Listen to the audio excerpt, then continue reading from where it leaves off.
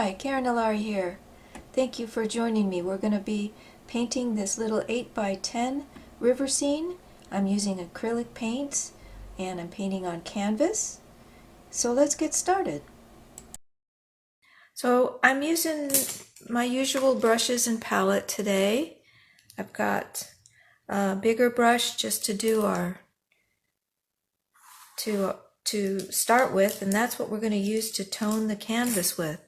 And we're going to go ahead and start toning the canvas because that'll give it time to dry while we're talking a little bit about this painting that we're going to be working on today. So I'm going to go ahead and open up my palette.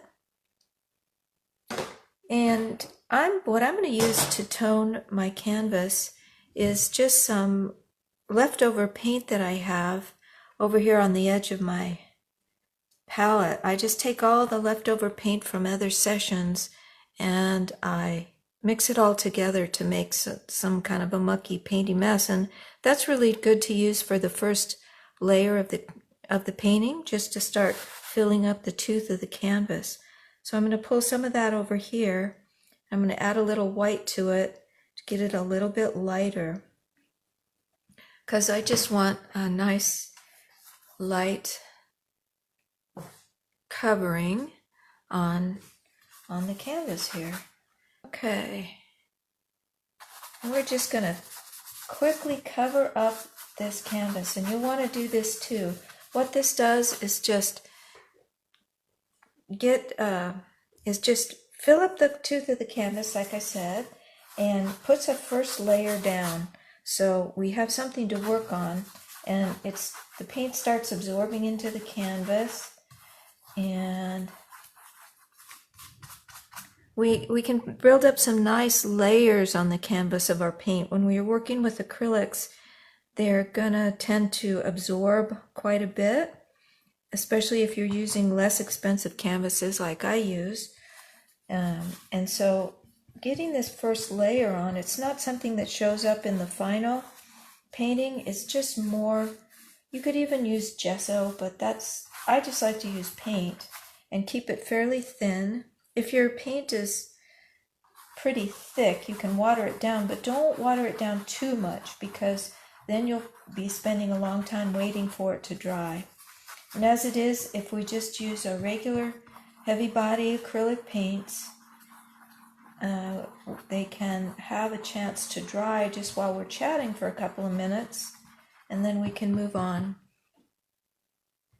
All right, so I just have this thin layer of paint over my canvas, and it's something we'll be covering up later, but we need that to get started.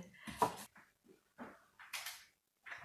right, here is the little painting that we're going to be working from. It's called Winter Sun. It was an image of really a winter's day up in the North Umpqua again, and we've got the river going down here. We've got some dark evergreen trees over here. And I did a number of different versions of this painting, actually. This is just a real small version that I did. And I did another version that I then took into Photoshop and played with it a little bit to get this version. So one of the things I was doing was, the version I was working from was in a square format. So I used Photoshop and cut it a little bit and moved it over so I could get back to my 8x10. So you can do, I love to do an image over and over again, because I get really used to the image and what I want to see in it and how I want to develop it and what things worked and maybe what things didn't work as much. But what really caught me about this image in the first place was most everything was in shadow in the image, except we had this sunlight coming across the tops of the trees and just capturing and lighting up those treetops. And then that same sunlight was in the foreground, and it lit up this little bit of, twiggy, dead, old, wintry kind of plant that was in the foreground. And it just really sparkled it up, and catching a few of the rocks along at the bottom of the down here in the river too. I was standing up looking sort of down and across into the river. I was up and above. So that's something I like to do, is take an image into Photoshop and work with it a little bit and play with the colors and the values and the shapes till I find something that I really like. So that's what this little image is over here. It's a little tiny version of that photoshopped one so that you can see what we're doing. So we've got a few elements in this one. We've got the background here. Let me pull this again. Well, first thing that we'll end up doing here is doing our drawing, our roadmap, to figure out what, where we're going to be going with this. Okay, so where was I? So we're talking about our roadmap and our big pieces, our big elements in this painting, and what we're going to be looking at, drawing in to have our roadmaps. So we've got this large area back here that diminishes as it goes into the distance, and it's just all these same trees, but they just go further back. And so this is one where I said today we're going to be talking a bit about using distance and creating distance and depth in your painting, because we'll use that both with this area so that it looks like it's actually going back versus using the same colors and whatnot and have it look like it's going flat across. And we'll also use that with the river itself. I don't know if you've noticed, but sometimes when you paint something like a river or a field, it can look like it's standing upright like a wall. So we'll work on how to avoid that. So we'll have this big area shape back here, and it's broken into light and shadow. And then we have this big area all in shadow, which is this big trees over here and the bank, and then the shadow. This is actually a cast shadow of this tree here. And then of course we've got the river coming down. It's going to have lots of different shapes in it because water is always reflecting. It's going to be reflecting everything around it. We have a few rocks down here, but those I'm going to consider detail, and we won't use those as our big shapes that we start with. But we will have a shape here that we're going to be using for this foreground bush, and it's very much lighter in value, and the value is really important for us to get down, to get settled early on. So I've got this taped up here where I can see it as we go on. So we're dry enough now to go on with our drawing, and I'm going to use one of my smaller brushes. So I have a variety of brushes here that I'm using, flats or brights. I've got one round brush here and one long thin liner or rigger brush, and they're all synthetics and they're firm. I like to use a nice firm synthetic when I'm trying to push these heavy body acrylic paints around. I've got my paint colors. This is my usual palette.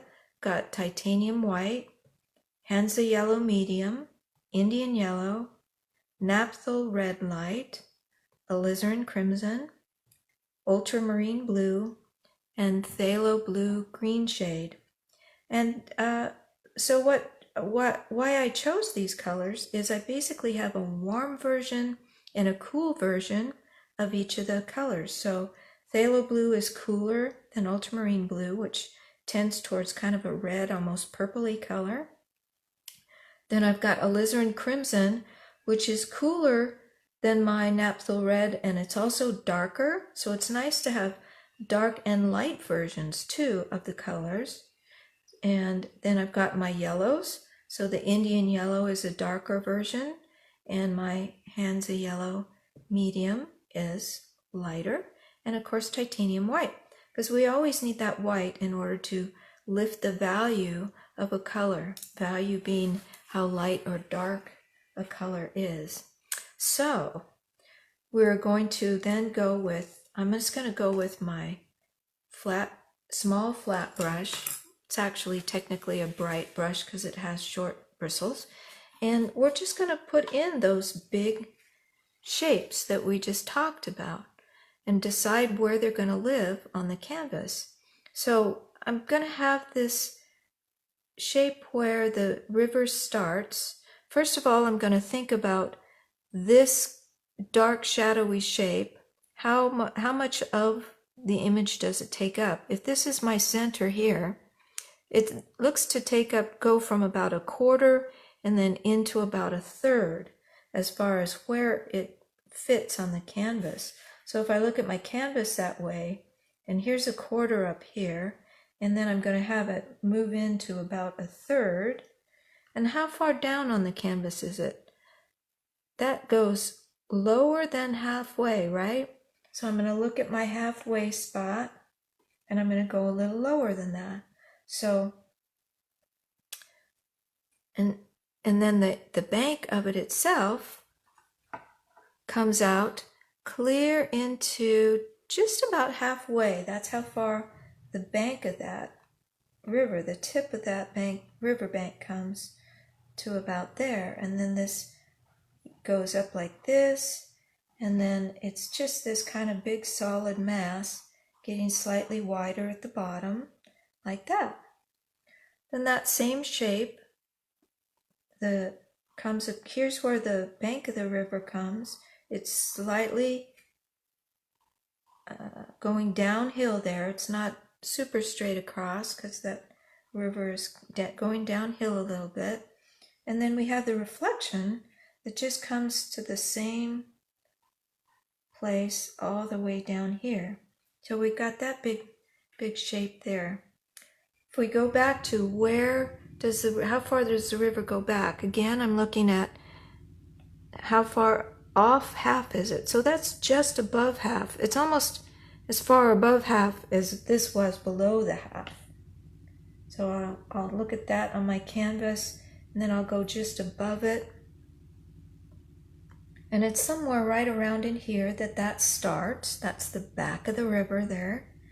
And then it ends up at its widest spot over here, still above where I have this point coming out.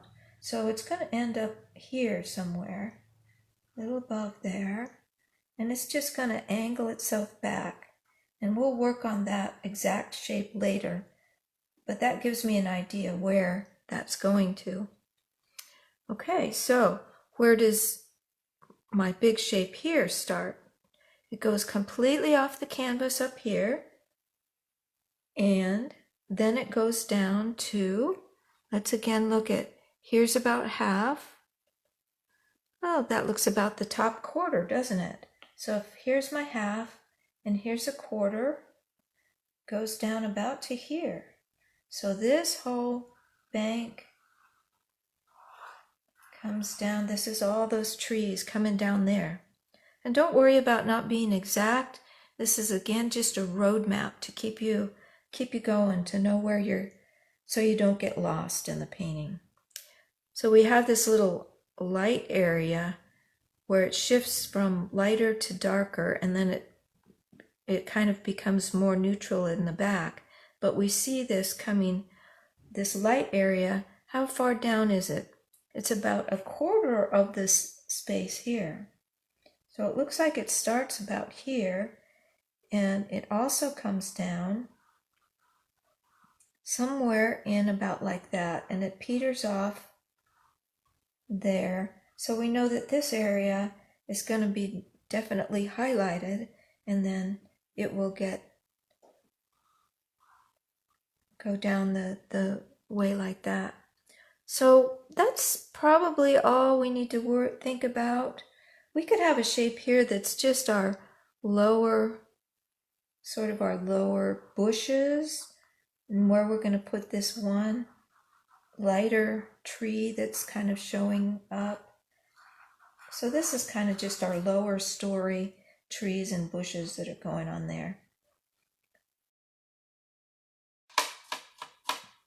So that's the only other thing we're going to put in is we're going to remember that this shape here is going to come clear over to here, and it's going to come clear up to almost 2/3 of the way up.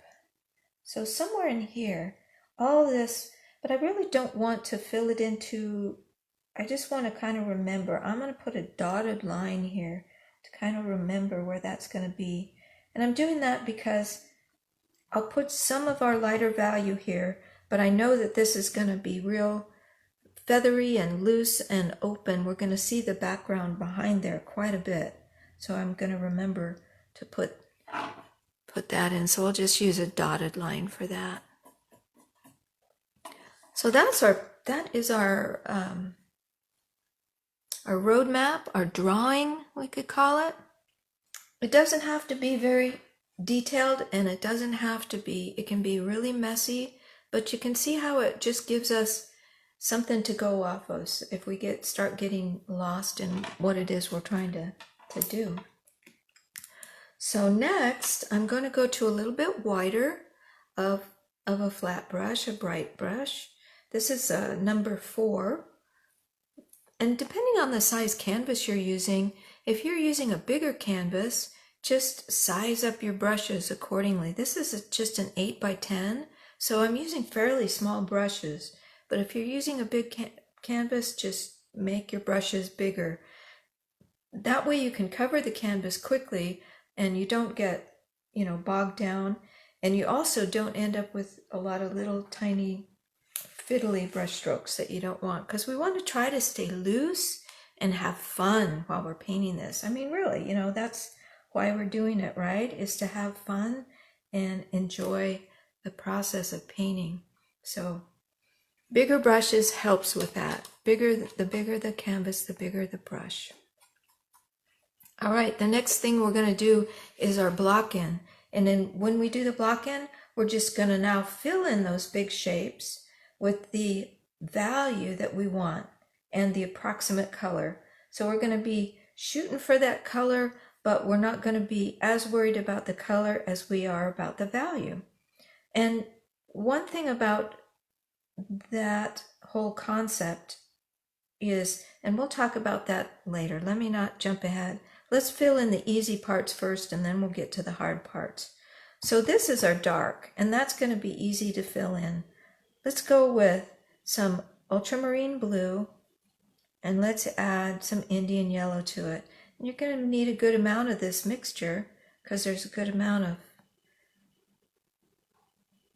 real estate to cover there. So just mix it till you get a green. We're going to have it dark, but remember that acrylics dry lighter, so we're going to adjust it with some white until we get something that's dark but not too dark. I jumped in with too much white on that, so I'm going to stay on a corner here and darken this back up. That's what I'll do. Oftentimes when I get too much of one color and all of a sudden I've got a big bunch of paint that's going the wrong direction as far as color, I'll just go off to one edge of that and work on one edge, and that way I don't waste so much paint. Okay, let's start with this as a dark and see if we like it.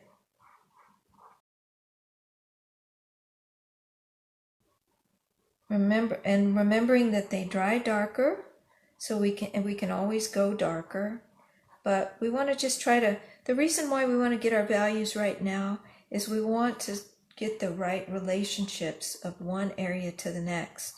And especially when you're trying to paint light and depict light like this, you have to be really aware of having a big enough contrast between light and dark in order for that to come through. And then you have to maintain that contrast as you add your detail into your painting. So that's why it's good to start with these big flat shapes before you get too much further, because you don't want to be thinking about detail. And don't worry too much about the color that you're using exactly. Again, we just want to get that nice value. So we're not quite as dark as the photo here, but the photo's running a little bit dark, so we'll stick with that for now. I'm filled in this whole area with the dark, and I'm using that same dark to start up here, but what we're trying to do is create distance. So we're trying to have this not look like a wall going straight across, but like something that is disappearing into the distance. So we do that using a couple of techniques. The first technique is gradations. So if this is our dark up in the foreground, then when we get way back here into the distance, we are not going to have that same value back there. Our color is going to get more gray, more neutral, and our value is going to get lighter as we go back. So if I use a gradation along here, add a little white to my dark color, and that's too big of a jump, so let me get back a little bit. Add a little bit of white to your dark color for a while into the distance, and then we add even more white to it. Be careful not to add too much like I keep doing today. Get a little bit lighter for a while, and then a little more white until we get lighter. So we get this gradation going on. I'm going to go ahead and fill this in, but we're also going to talk about size. So if you have that gradation going back, then you will get that feeling of distance. And you can rinse your brush, dry it out a little bit, and blend those together if you like. But it's not super important at this point because this is just our block in. The same thing with this area down here. This is going to be a sort of a purplish color, the bank of the river. So if we start with alizarin crimson and add ultramarine to it, that's going to give us a very dark color. So again, let's use that dark color here in the foreground, right? And then we'll add a little bit of white to it. Be careful how much white you add. Let's add a little bit of yellow to that. Get it a little more neutral. Okay, so then the bank of the river back here will start about this color, this value, and this one is lighter than that one. And then we'll add a little bit of white.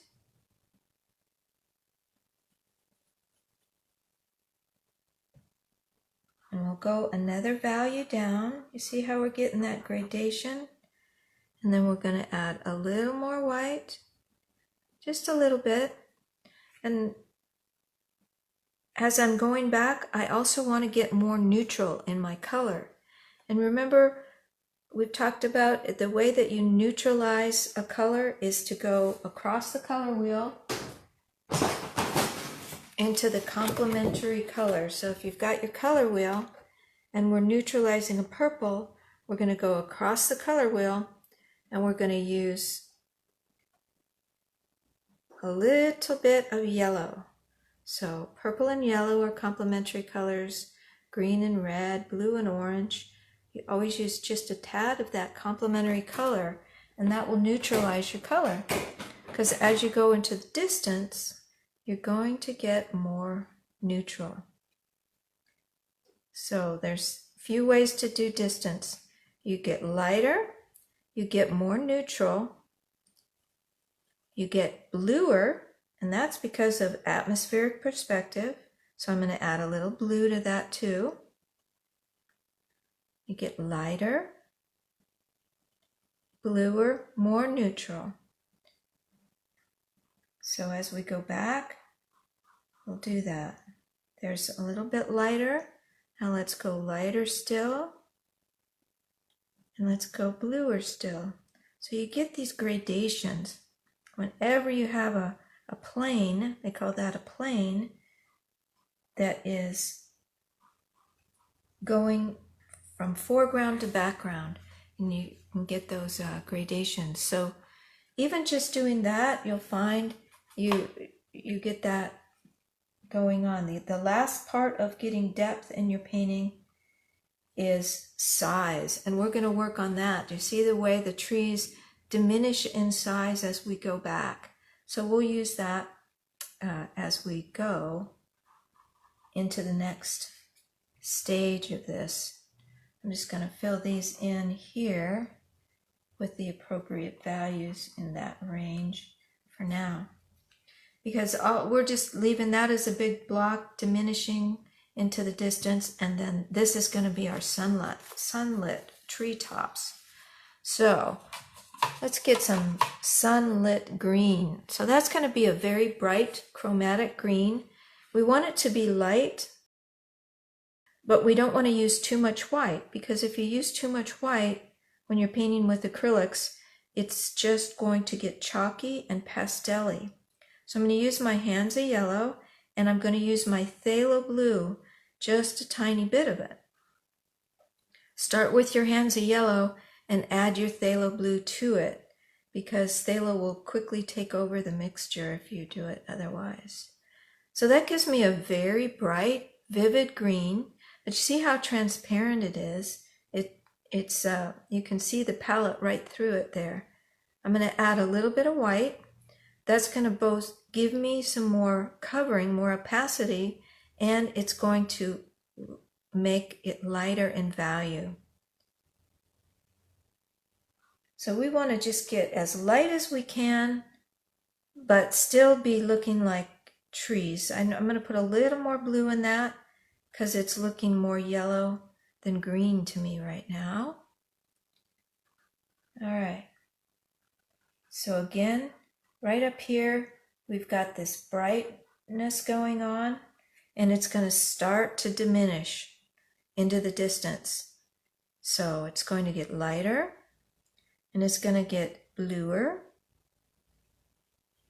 And that blue will tend to neutralize the color just by itself.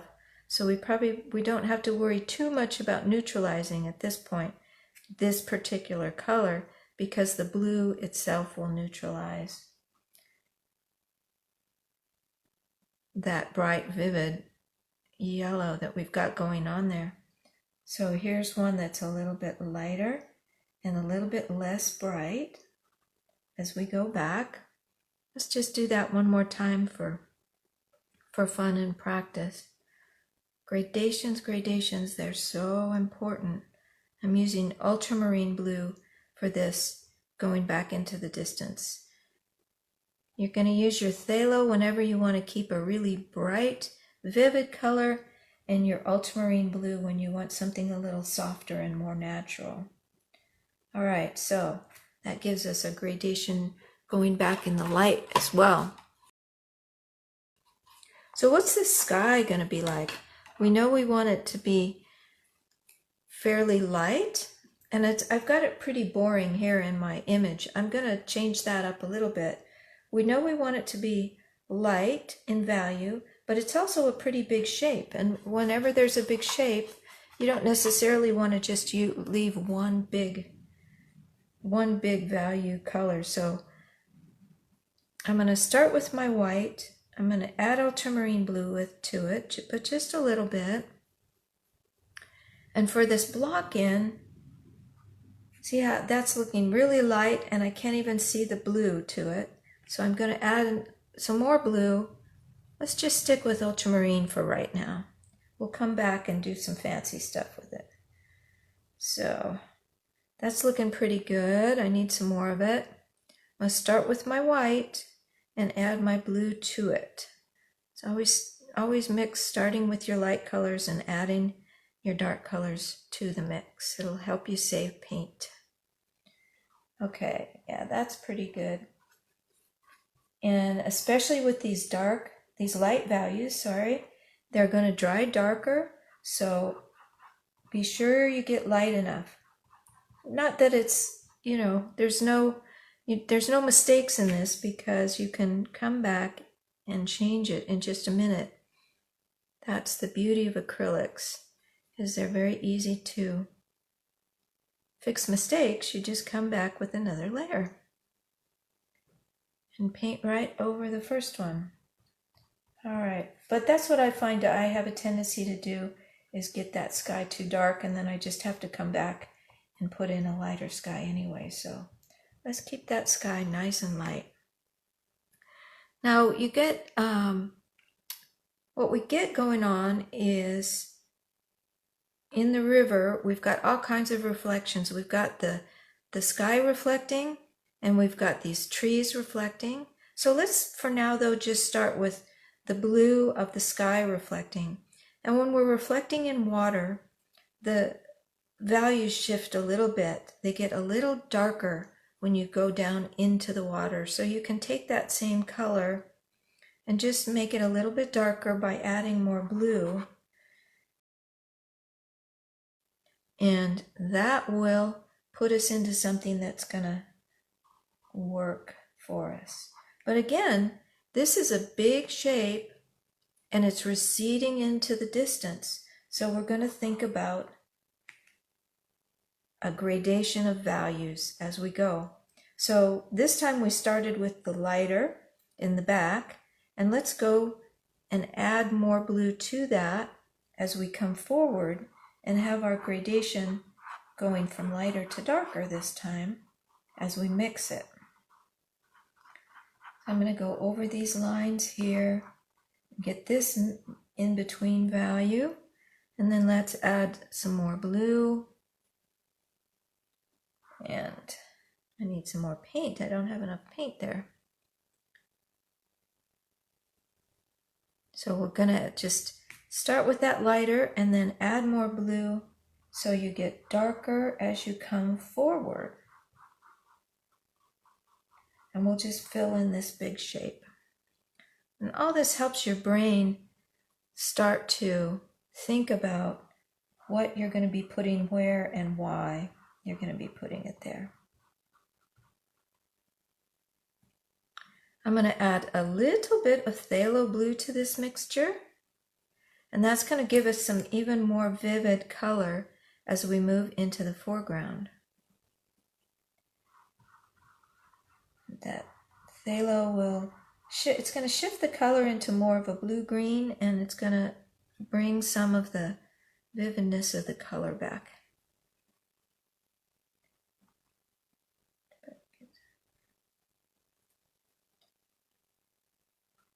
It's such good exercise for you to just work on getting gradations like that. There we go. See that color shift.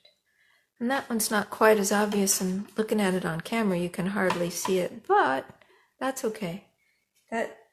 We're just getting our brain going in that direction. So we're gradating from lighter in the back into brighter in the foreground. So this is our last spot we have to fill, and we are going to fill that with a very light color, a very light value. And let's start with our Indian yellow, because it's a very neutral yellowish orange. So let's start first with some Indian yellow and add white to it. And to get it a little bit more neutral, we go across the color wheel from yellow, and that will give us a purple. So if I add just a tad of blue and a tad of red, let's use our lighter red because we're doing a lighter color. That gives me a version of purple, right? Blue and red making purple. So that gives me a slightly more neutralized version of that yellow. And I can just put that in here. I'm thinking about how light is this compared to this, and they're about equal in value. So I'm going to go ahead and use that. I'm not worried about the exact shape or anything like that. I just want to get that value in so I have something to compare it to, and I've got a shape to think about. So that is what we will do for our blocking. Now I'm going to take a minute and look at it and decide if I've gotten dark enough with my darks, and that will be, as I move on, then where I'm going to start my adjustments. So I'm going to start adjusting by giving myself a little bit more dark in here. And what I like to do is I just like to start building up texture and not worrying as much about exactly what I'm painting, but just getting some different colors in there. So this is straight ultramarine blue that I'm using, and I'm just using it to get some texture going on in there. I think I'll add a little bit of alizarin to that. I'll use this for my kind of purpley area. And let's see, that got too light because it's got a lot of lighter stuff under there. Let's see. There we go. We want to stay in this value. So I'm going to stay in this value area, but I'm going to start adding some different colors. Some of that's over here. Building up texture, that's all I'm doing. So it's something to think about when you're working with, this is the big old tall trees. So down here, just like moving into the distance, here, if you have a very tall tree, if you're going up higher in the tree, you're looking up at the tree, so you're going further away as you go up there. So you're going to have the same thing going on. It's getting lighter and it's getting more neutral as you go further away. So I'm going to add a little yellow to that purple, and I'm going to add a little white to the purple, and a little, just to get a lighter, more neutral version. Oh, I'm having a hard time with white today. I just keep overdoing the white. I think it's because I'm using this big brush. Get back and around. So up there I might have something more like that. And I'm going to take these colors as I'm playing, and I'm going to put them down here too. So, okay, so this is a little bit darker, and that's kind of what I wanted to get in there, is that feeling of I know this is a little bit darker right down in this bottom area going on here. That's getting pretty dry. That's dry, so we can move on. I think what I want to do is think about where I'm going to have these reflections here, because that's a really strong value shift. And I'm also liking the way this is dark in here, because then these lights play up real nicely against that big dark shape. So I'm going to go ahead and put that dark green shape in.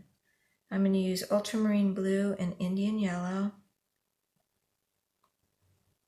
And I'm going to add just a tad of alizarin crimson to it this time, because I'm neutralizing it. I don't want it to be super vivid of a color. So I'm thinking about where this comes out. I have the reflection coming down and coming at an angle, which is what these do here. They go at an angle going back. So I want some of that reflection in. Here the reflection gets obscured by the agitated water, but it would be under there. So I'm just going to put this dark in. And whenever I'm working in water, I just do a brush stroke that starts at the top and pulls straight down. And that helps you get your feeling of reflection going on. Then what I do is I rinse off my brush, dry it off a little bit, and then I come back across. You can leave a little water on it. And I bring some strokes across this way, especially when I'm working with, I want to blend that all out. So when you're working with reflections in water, you want to keep everything blended. You don't want a lot of harsh edges, and we're just building up texture. So this isn't the final way it's going to look, but it starts to build up that texture of the reflection. And every time we put something above the water line, we'll put those same colors down below the water line to build it up. All right, so let's go back methodically through this, and I'm going to start at the back and move forward and put in my next layer. So the first thing I'm going to do is the sky, and I want something a little bit more interesting with the sky than what I've got going on here. So I'm going to put a gradation to where it gets lighter at the bottom and a little cooler at the bottom. So I'm going to start out with some phthalo blue and some alizarin crimson mixed together. And then I'm going to take some white, and I'm coming off to one side of that, so I just can pick up as much of that blue as I want, but not too much. Because I want something up here at the top that's a little darker than where I was, our average value. And I'm going to go all the way across here. I'm going to go past the edges of this. Okay, now I'm going to add more white to it. Gradations again. Gradations are so fun. And I'm going to come down to the next step. And because this is a finish, I'm going to go ahead and blend those two areas together while they're still wet. And I do that by rinsing my brush, drying it off, getting all the paint off of it, and then I can blend those into a nice seamless blend. More white. Go back over here to my pile, add some more paint, going over the edges, rinsing, getting your paint off, rinsing, and blending that for my gradation. And then a little more. And down here at the horizon, I want it to start getting a little bit, I'm going to add a little bit of yellow to that, as if there's, that sunlight is right down along the horizon coming out. And that's going to make something that looks a little bit green, but that's okay. It will read okay on the painting. So I'm going to do that, rinse my brush, and blend those together. I'm going to pick up a little more of my lighter blue to blend those together, because that got a little too far for me. Just want that subtle gradation going down, because the sky isn't really important in this, but it's still a big shape, so you don't want it to be boring and not going anywhere. All right, so that's the sky in the background there. I'm actually going to pull this down a little further, the shape, so that I can put my trees on top of that and still have some of that background showing through. Okay, so once we get down past there, we're going to start having lots and lots of layers of trees. And in this background area, they are, I keep looking at this space and it's too big, which is another reason why I brought that down. I wanted this area to be a little smaller so that my shape back there gets small faster. So that works for me. So these background trees we're going to have, they're just going to be really neutral. So I'm going to take and add some blue to that sky color I was using. And we're just going to have back here a little more blue. I want it to show up. There we go. There's just a few trees way back there in the far distant. And I'm going to switch to my smaller brush. Still a flat brush, but it's smaller so I can get some shapes going up. And I'm going to redo my white here, because you can see right in here it didn't cover. It kind of blended and didn't cover as well, because I want that sky to come down into there. There we go. Then we've got our blue. for our furthest trees. And if I push up a little bit as I'm using my brush, we'll get a little bit of a feeling like it's uneven back there, and there's maybe some trees going on. All right, and that's just going to be way in the back for that area. So let us go on and try to decide if I want to take us this way or that way. And I think we're going to have to go from bright to neutral, just the way we're going to mix our colors. So let's start mixing some ground kind of colors here. We already had them here. This is ultramarine and alizarin crimson with a little bit of Indian yellow for neutralizing, because this is really kind of representing all those grays that you see in a winter landscape, all the trees and whatnot that haven't leafed out. They're just got their winter clothes on. So I'm starting to push and scribble this a little bit to get things going on up into here. I'm going to go back, add a little more blue to that. I'm going to add some white to that. I want to stay within my value range, but I want to shift my color. So I want to have some other things going on here. Shifting my brush to this kind of a holding instead of like a pencil helps you to be a little more loose with what's going on. I'm thinking about the fact that these are tree-like things back there, but I'm not trying to draw individual trees. I'm just creating texture. So then I'm going to go a little bit lighter with that. A little bit more neutral, adding yellow, and a little bit bluer. Okay. Something that's a little more neutral as we go back. And again, just adding texture. Nothing distinct. A little bit lighter yet. A little bit bluer. Whenever you add that dark blue, you have to be sure you got enough white in there, because it'll take it back dark again. So I got this going on. Just soft. Adding things in there, working with the texture. These can overlap a little bit. The ground itself, so there's bank. Notice when I'm doing the trees, I'm pushing up. When I'm doing the bank, I'm going to go back to horizontal brush strokes. Starting to think about how that river is shaped.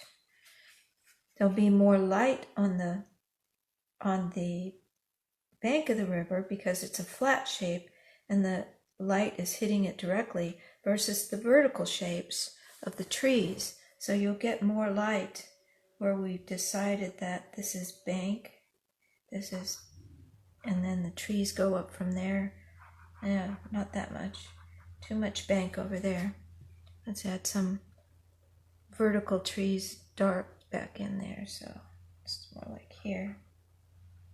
So it doesn't really matter what color. You can have lots of colors in there as long as they stay in the right value path that we've got for each layer going back.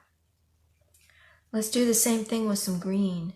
So let's take our ultramarine and our Indian, which gives us a kind of a neutrally green.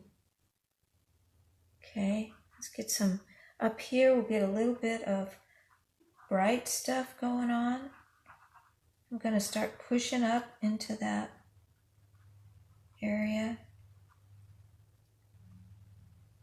creating texture. There'll be some greens down here, maybe some bushes along here. Texture. Not really stuff, just blobs. And then as we go back, lighter, bluer. Don't go too light too fast, which is what I did.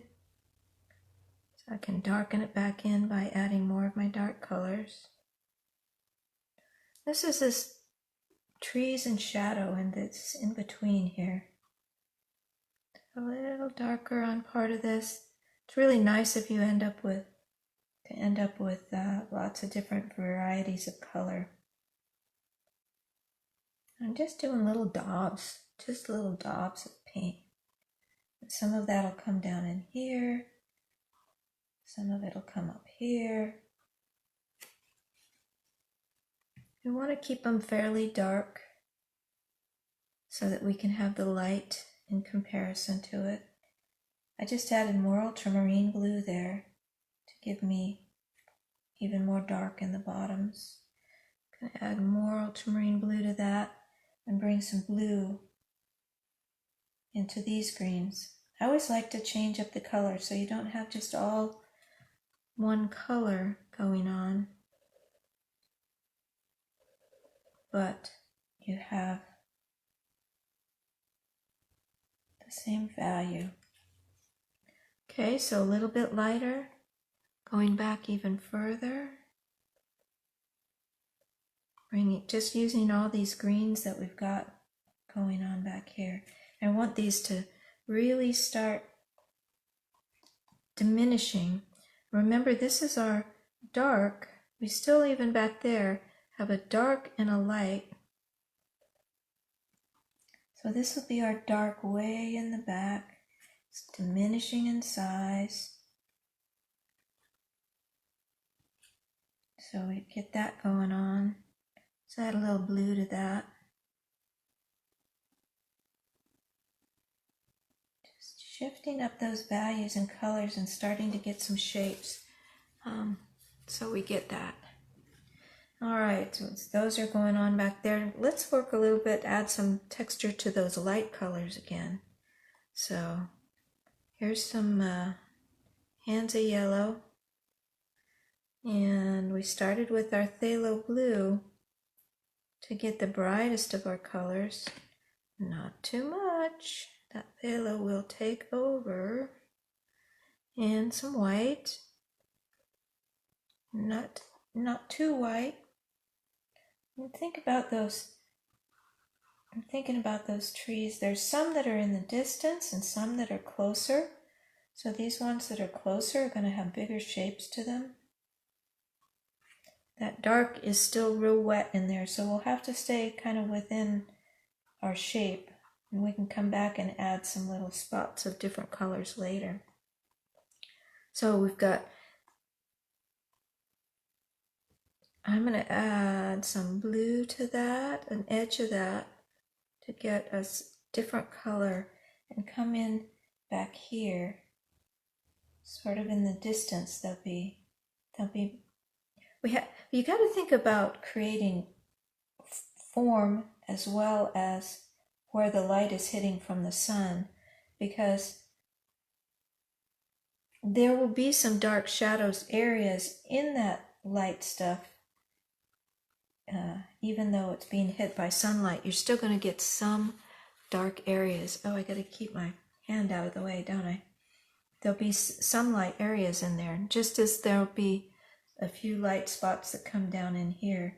But again, we won't be able to do that until that gets a little drier. But we can do some, it'll just be mixed. It'll be blended a little bit more. And okay, so our light then, as it goes back, it starts getting bluer and lighter.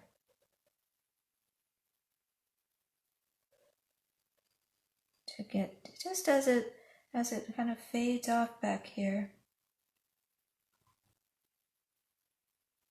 into there, just some touches.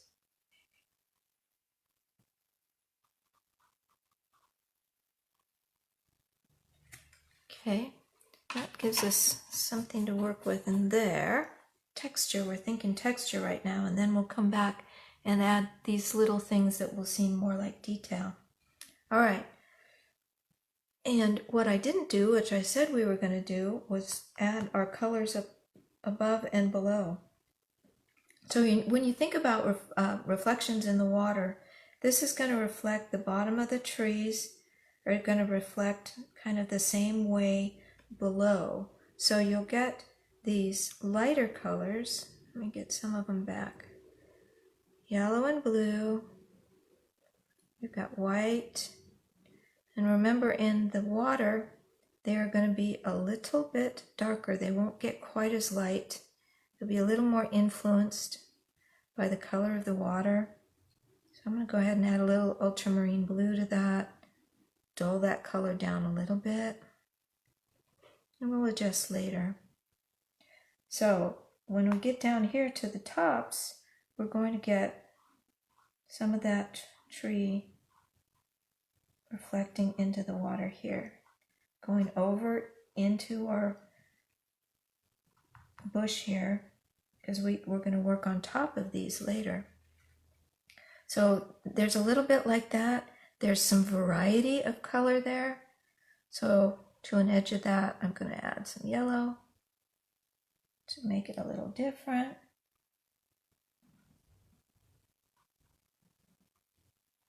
Just making it a little different. I like that for some variety up here. I'm just pulling down little shapes that kind of mimic the top of a tree without getting really super specific. Though, you know, you can always get as specific as you want to get when you're doing these. All right, so we have some of that. We want to bring some of this purple down there and some of that dark down there. So our dark was ultramarine, Indian yellow. Bringing that down. If the trees start there, they're going to go down to about here. They're going to have the same shape, so they're going to diminish into the distance, just like they did there, just like they do above. So I'm going to bring some of this lighter more into here so that can diminish. Remember, we're going to put we'll put the water, the white water will come on top of that, but for now we can have some of this green. Brushes got too much water. All right. Sorry, when I start mumbling, I don't mean to, I just start thinking about other things, what I'm doing, and I start mumbling. Terrible. All right, so we've got just pulling down those colors, or pulling down some of this purpley blue that's going to come in here. Thinking about where exactly we're going to have our bank of our river. Just pulling some of that down. I don't want that real strong line between those, especially in the reflection. So I'm going to rinse my brush, dry it off a little bit, and blend.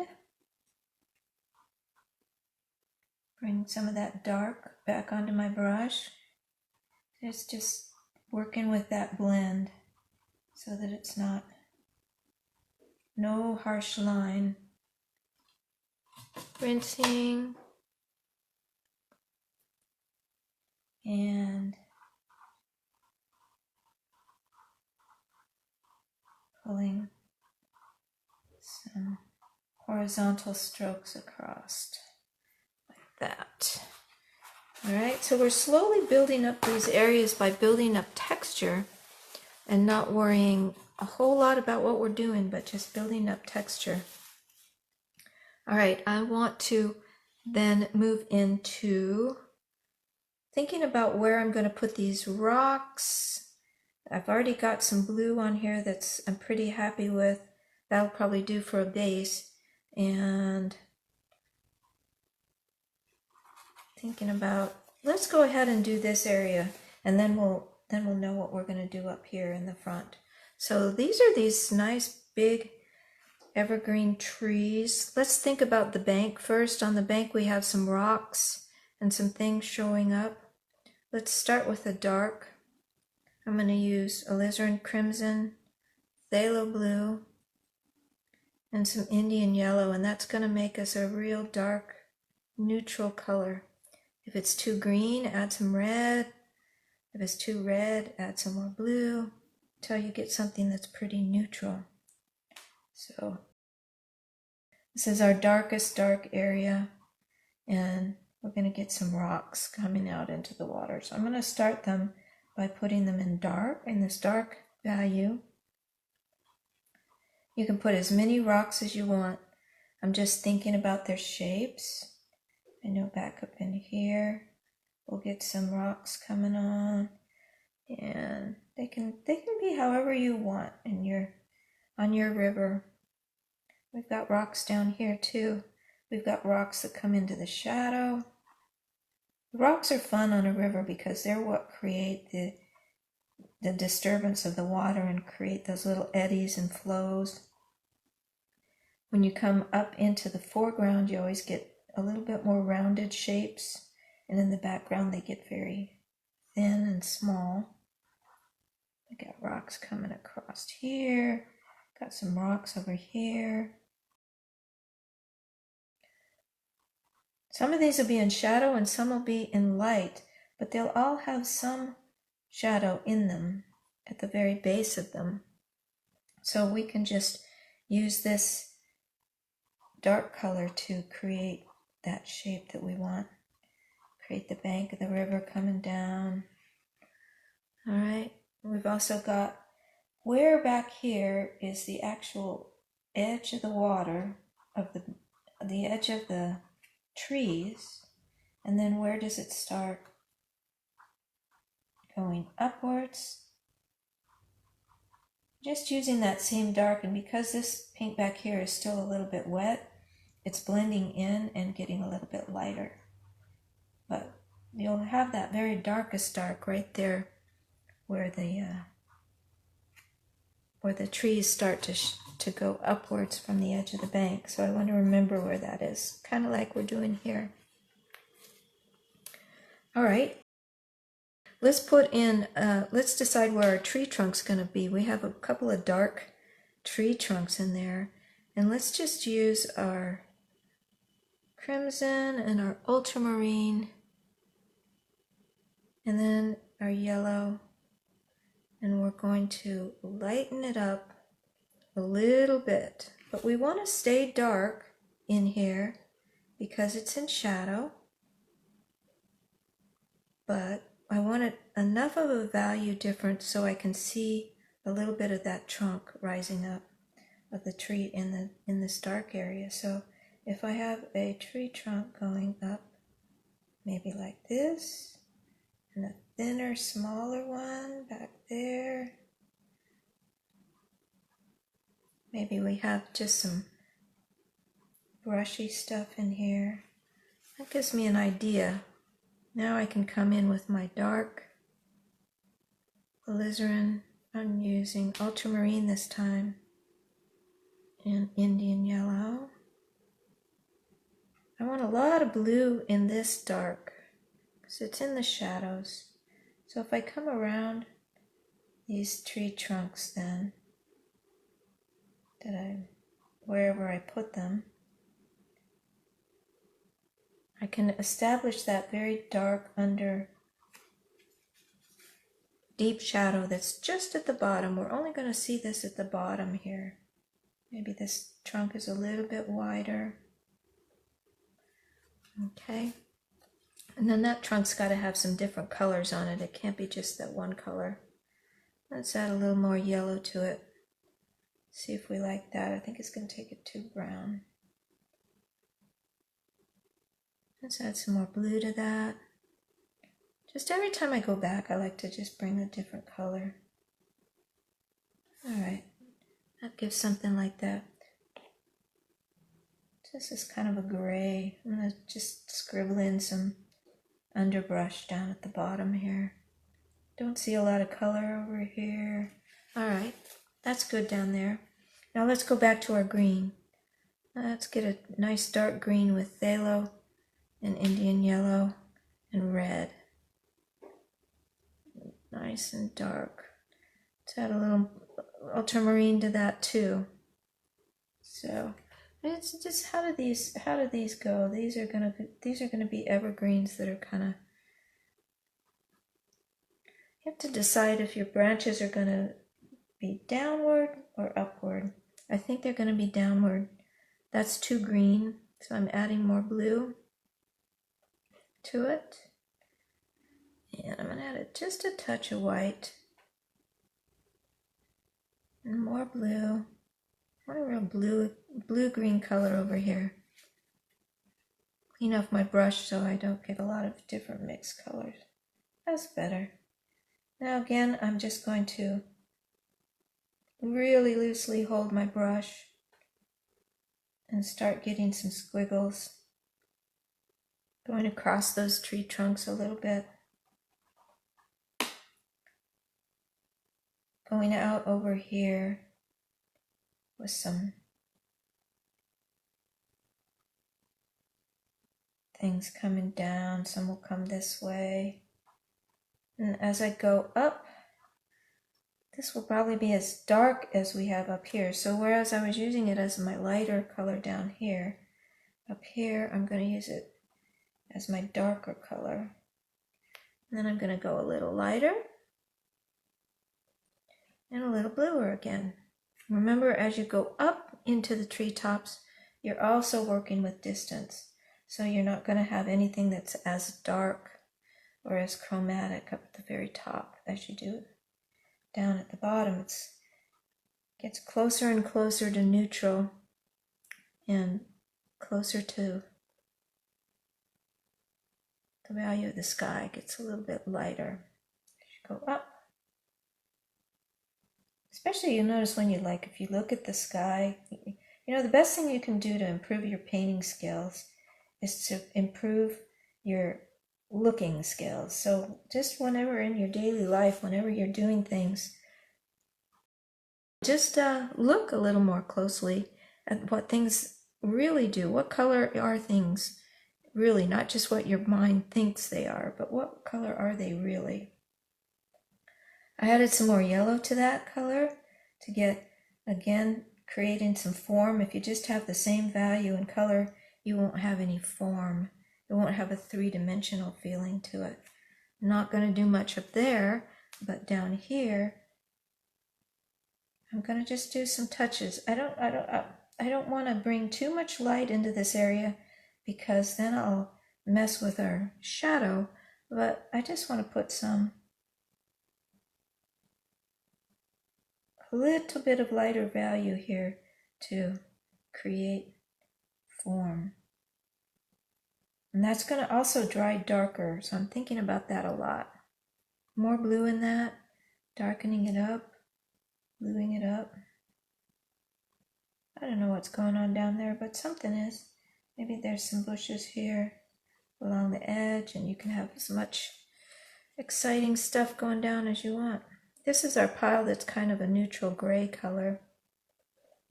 Put some yellow in it and some white. And let's do some red and some more yellow. I'm looking for a color that I can start using down here where the bank of the river has changed now. Now it's getting more light because it's perpendicular. It's not this plane anymore, but it's flat and horizontal. So you're going to get things going outward like that. Lighter, they'll get lighter. So our rocks are getting lighter. Let's add some blue to that to get it a little more gray.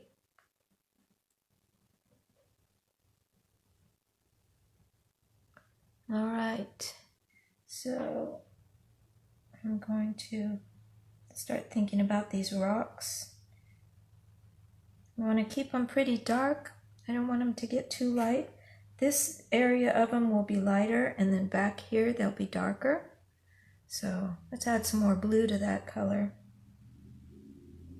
And when we're in the shadow here of the trees, it's going to be darker and cooler. Got that color. I just, if you just add little bits of color, of your different colors here and there, it starts looking like detail, and all it is just a little bit of a color shift, a value color shift. Okay, so our rocks over here also, you don't want to go too dark, too light, because we want to keep them in shadow. So I'm just adding a bunch more blue to that. Still looking a little light, but remember, if it looks too light, it's just about right. That's our mantra for working with acrylics. looks too light, it is just about right. All right, let's put some of this over here. Starting to build up those rocks. Maybe some of this rock stuff, this color over here on the ground too. There's some rocks in here. It's a nice blue-gray, adds some interest. Little dots of that along the way. Most of our detail we'll do up in the front. We won't do a lot back there because we want it to stay nice and neutral. Maybe the bank is going to come out a little bit more here though. Here's our bank. These are reflections. Our bank of our river has to stay kind of tiny like that. And we also want it to have some ins and outs. You don't want it to stay a straight line. So it's a good time to put in some ins and outs. I'm gonna put that over up here. Make that a little bit lighter. Adjust some of that back here to a little lighter version. Leaving a little bit of that dark, but remember we need that to gradate as it goes back. So that's staying backwards. Just putting those rocks over the water like that, it really helps to start to see the water having something over the top of it. Let's go a little lighter yet. Let's get us a yellow, Indian yellow, red. My brush is still dirty, so it's got some colors that are neutralizing that. And let's get some lighter colors into these rocks. The ones that are in sunlight are going to be lighter. Think about the shape of your rock and where the water's hitting, or the light is hitting it. So here, this rock grouping is part in shadow and part in sunlight, and that'll help us really see. We got a bunch of those that are like that here. Okay, and then let's go lighter with that.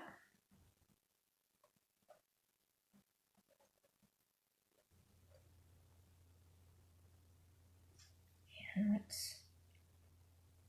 as you go lighter, don't cover up everything that you did with your darker colors, but just start getting smaller shapes. Start thinking smaller shapes. Where would the light just be hitting the edges? And if you don't like, I like to just put a shape down, just one brush stroke and leave it be. And then if I don't like it, you can always come back and change it. But a lot of times letting something sit for a while, you like it better than you thought you did. So I'm just adding a little bit of lighter on there. As that little bit of light. I may have too much light in there. I may come back and change that. I may keep this in shadow, but we'll see. I know I do want these to be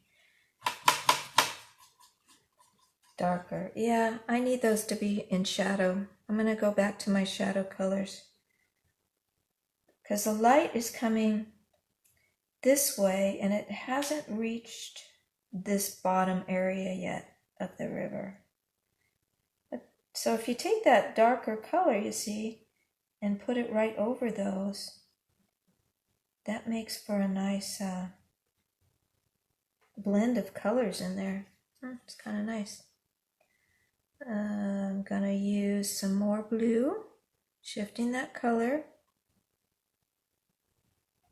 because I need some darker spots back on these, and I need some shifting of color just to show some value. These up here are going to be in sunlight because they got hit along with the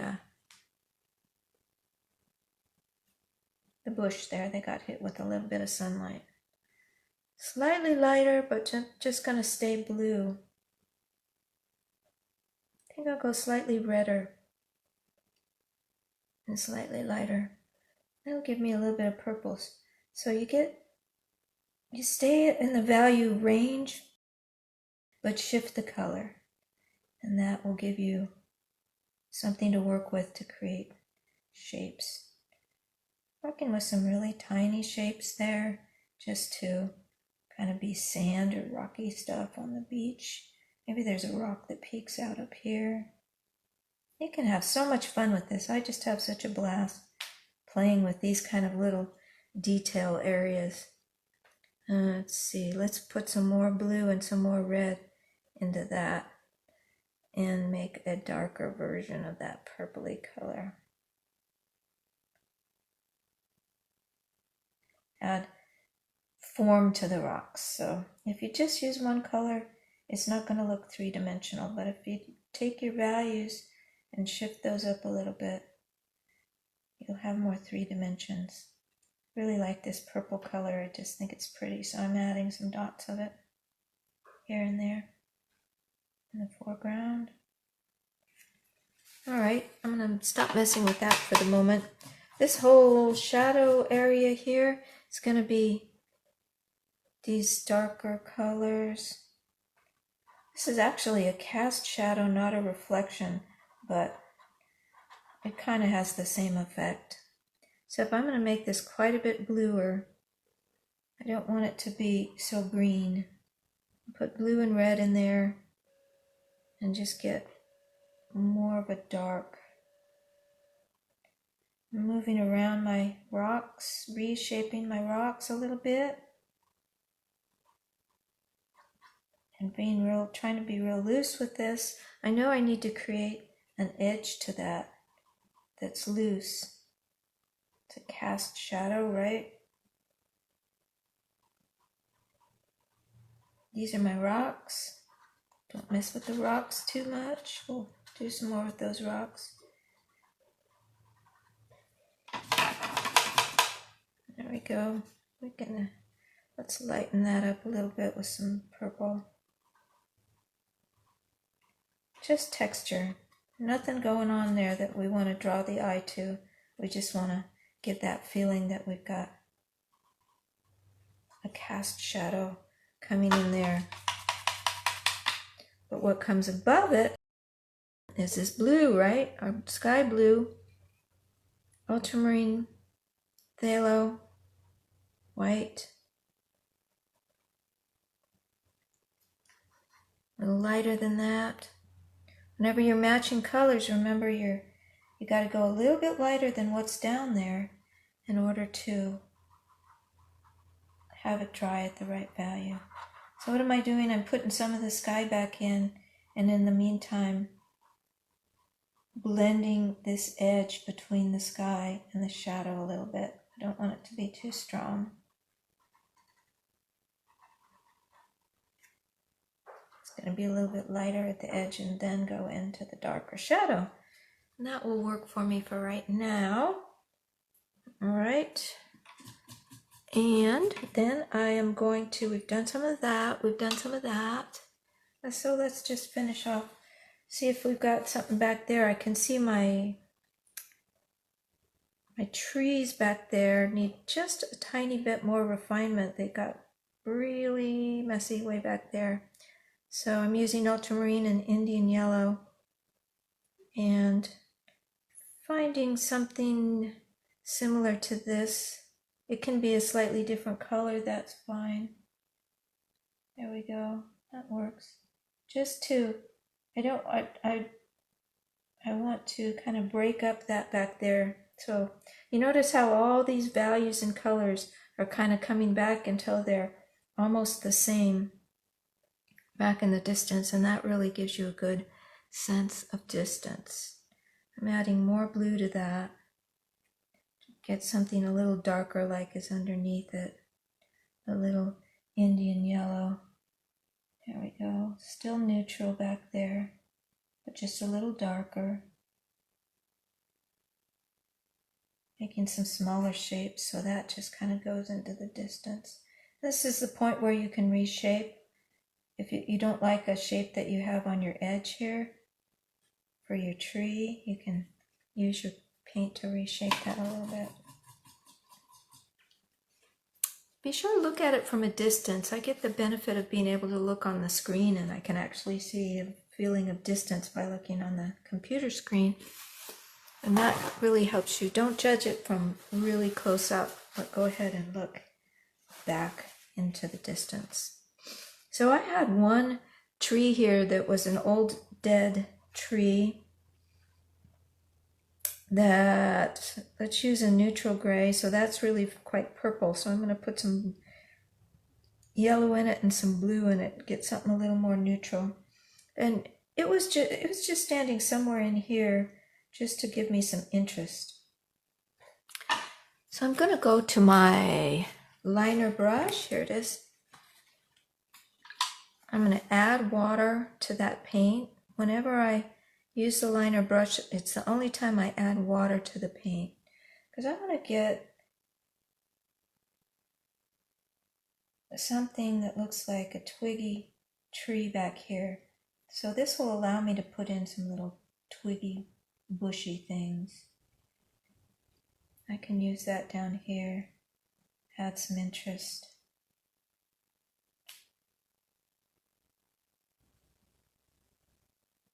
I'm holding it real lightly in my hand, and I'm just trying to be real loose with it. It's almost as if it's being overlapped by this tree here. So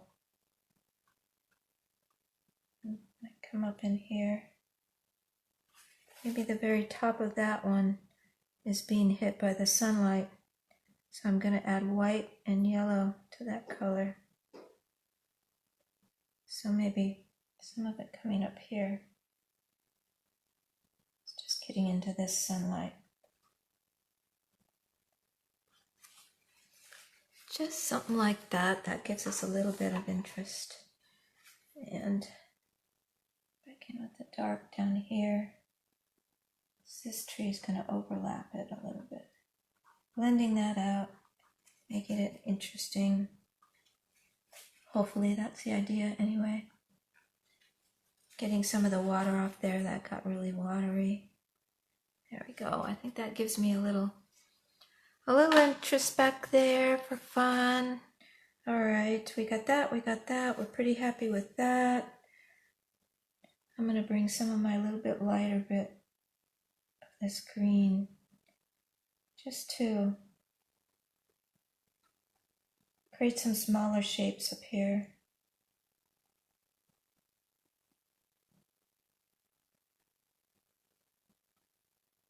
Something in that range. These neutral greens we got going on. Again, if I want form, I want something to be three-dimensional, I need to bring a little bit of a value shift in the front, going, towards us to get that. So that's some Hansa yellow and ultramarine blue to do that same thing here.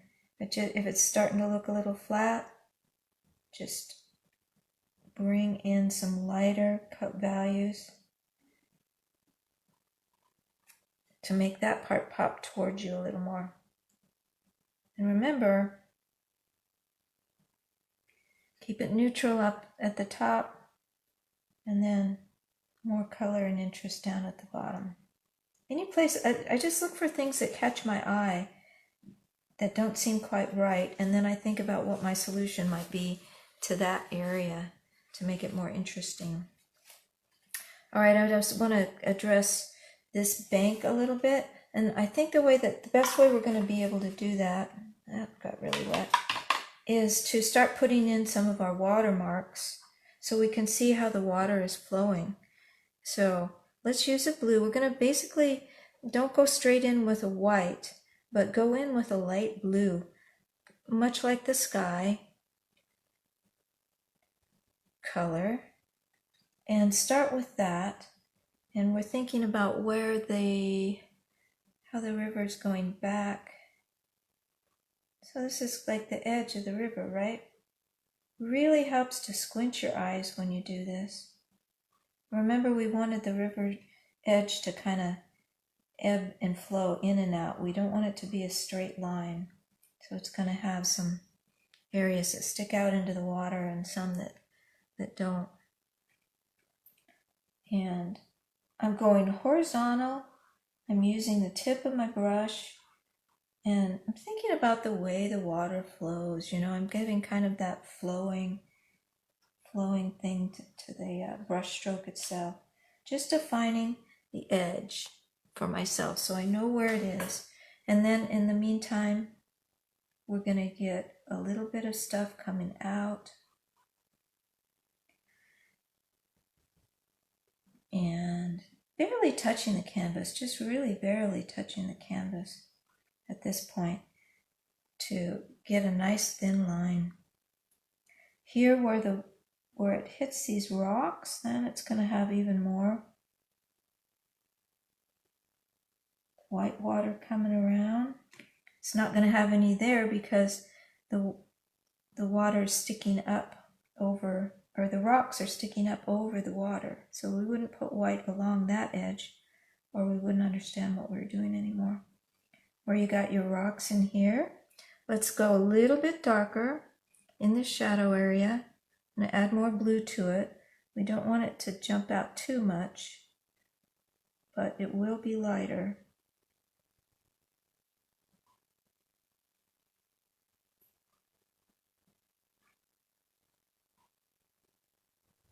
These are fun to do, these just little water ripples. As much or as little as you want, depending on, you know, the water's coming in here and it's flowing out that way. Wherever there's rocks, you're going to see more disruptance in the water. You're in the light areas, you're going to get lighter. That light, that really defines what those rocks are and puts them up on top of the water when you get this stuff going around them.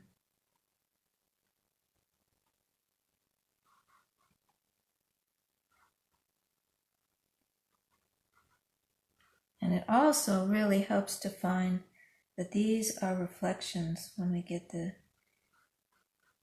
horizontal marks going across them. We say, oh, those are reflections on the water, not just, okay, back here we got to get smooth out this. I'm going to use my darker watercolor and get that going.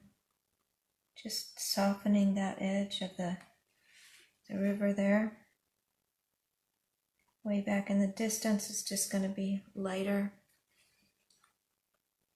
And that is going to create, let's put a little bit of our neutrally green back in there. Neutrally green is dry, so we're going to make some more. Bring some blue into my light greens. See what's still wet. There we go. I always know I'm going long on these sessions when my paints start drying out. Oh well, I'm still having fun. Remember, these get recorded, so don't feel like you're going to miss out if you can't hang with me the whole time. That's all right. Just putting more of those reflections back in there. Those reflections back in there. That's looking pretty good. That's looking pretty good. Okay. These rocks then, now that they're nice and defined, I'm just going to go and make sure I know that they have a bottom. So I've got my dark. Make sure that they have a bottom area. It's in shadow. So I'm getting more of a feeling of where those darks are, where those rocks are. And we keep going back and forth, bringing in our lights and our darks.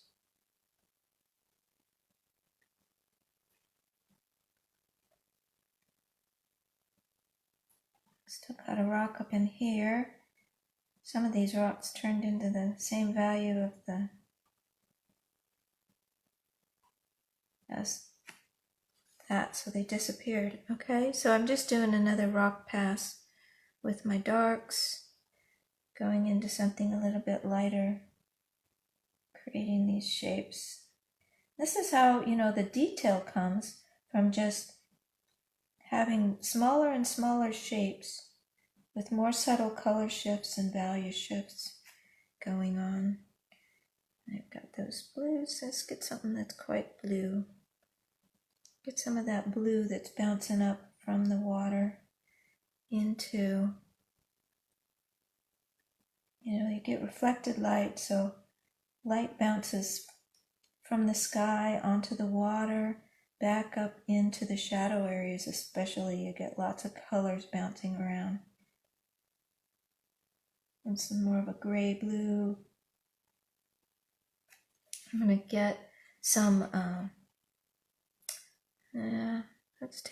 let's just have some dark green around here for when we need it. Right now I just need to cover up that too light of a spot I put on the tree trunk.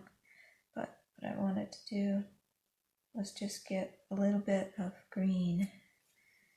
Let's do our dark, some red.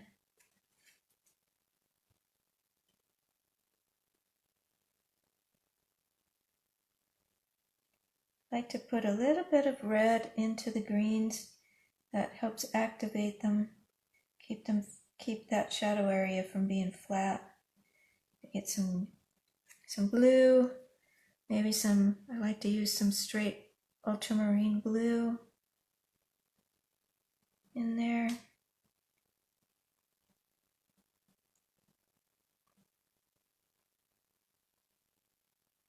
For fun.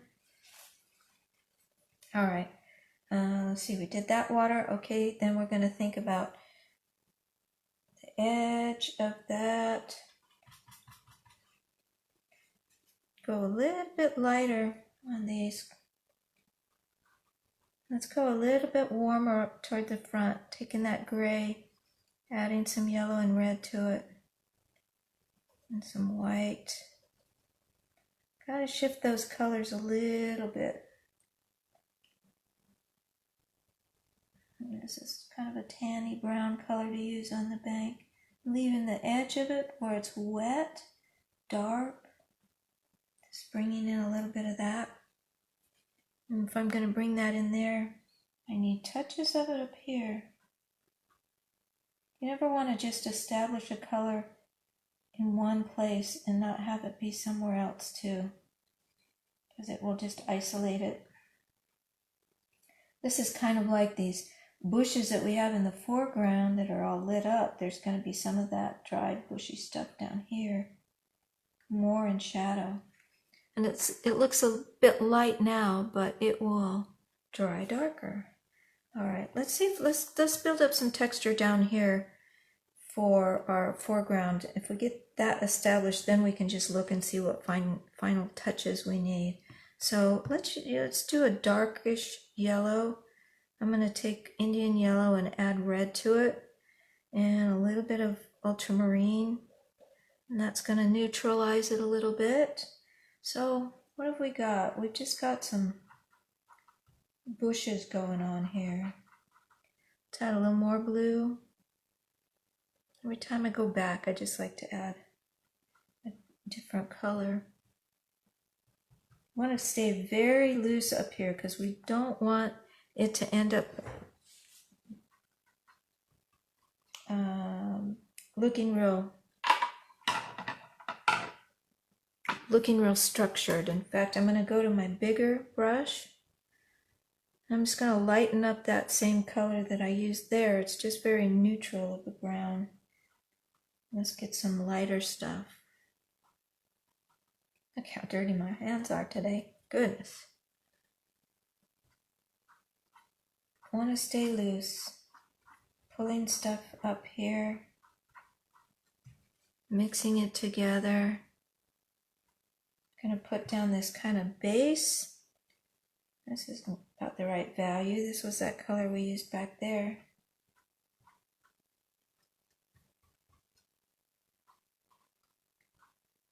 All right, and I'm staying kind of in this area here.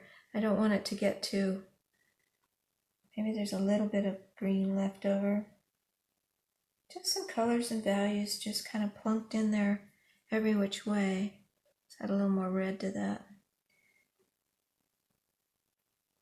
That red will give it, your warm colors come forward more. I'd like to just roll my brush around to create that texture. To add yellow to that, roll that around a little bit.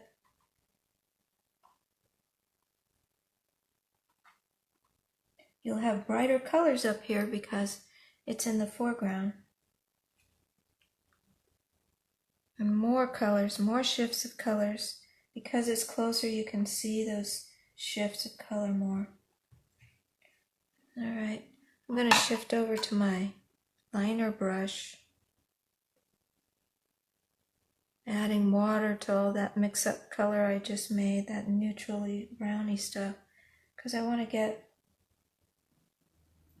some twigs. See, I want a bit darker at this phase. I want to start with some darker ones, so I'll add alizarin crimson and ultramarine blue to that.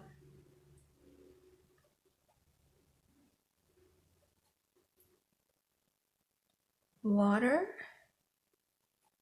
Okay, let's see if that's darker. Yep. So, looking at that, this bush has maybe one coming up like that.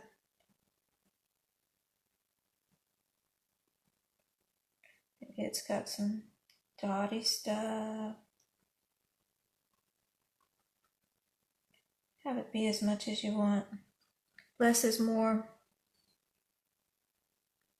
on these kind of things. Added blue to it, give different value, different color.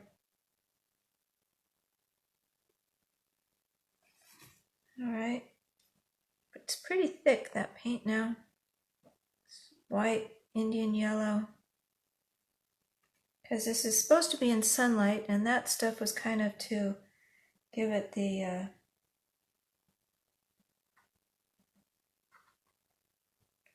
base, gives something to work with. Starting out, getting some strange textures going on. This sometimes works and it sometimes doesn't, so just play, have fun. You're never going to hurt anything because you can always come back and change it. I think I want some of these really coming out in over here.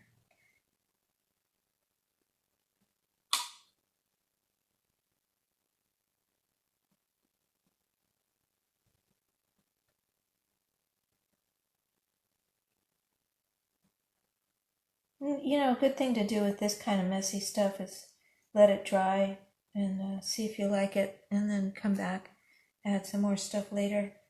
If you do or you don't. Or maybe I might got my round brush too. Create a little more. See if I like anything that's going on there. I can come back with darks, squint my eyes, and reshape. This is all very wet and mucky, so you know, you're not going to get much that you can do at this point, but just want to kind of ground it with some darker stuff down here.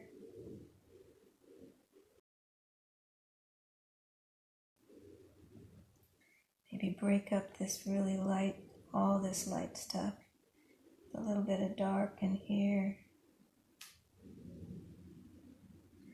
Yeah, probably too much. Okay, and then I'm going to leave that and let it dry, and what's going to happen then is I can come back with some touches of light and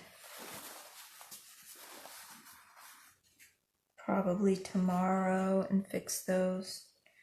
I got something, this is just too much up here. You can come in with your background colors around it. And play with it as you go. Yeah, I'm gonna leave that for now. I might, we'll see. So, and these are supposed to be rocks that are back there. And so I need to go a little bit lighter. Let's go very blue because we don't want them to look exactly like what's going on in the foreground here. So if I bring in some grayish colors like this.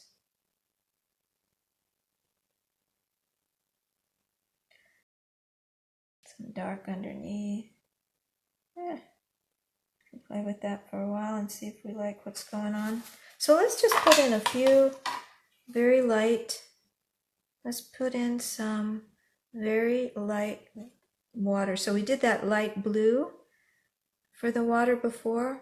Now we're going to come in with something that's just a little bit off-white, but is quite a bit lighter, just where the sun is really maybe capturing some areas in here. But you don't want to overdo with this really lighter stuff. You just want to get a little bit in there. And if you get too much, no worries, you can come back and go over it with your darker colors. That's why we love acrylics.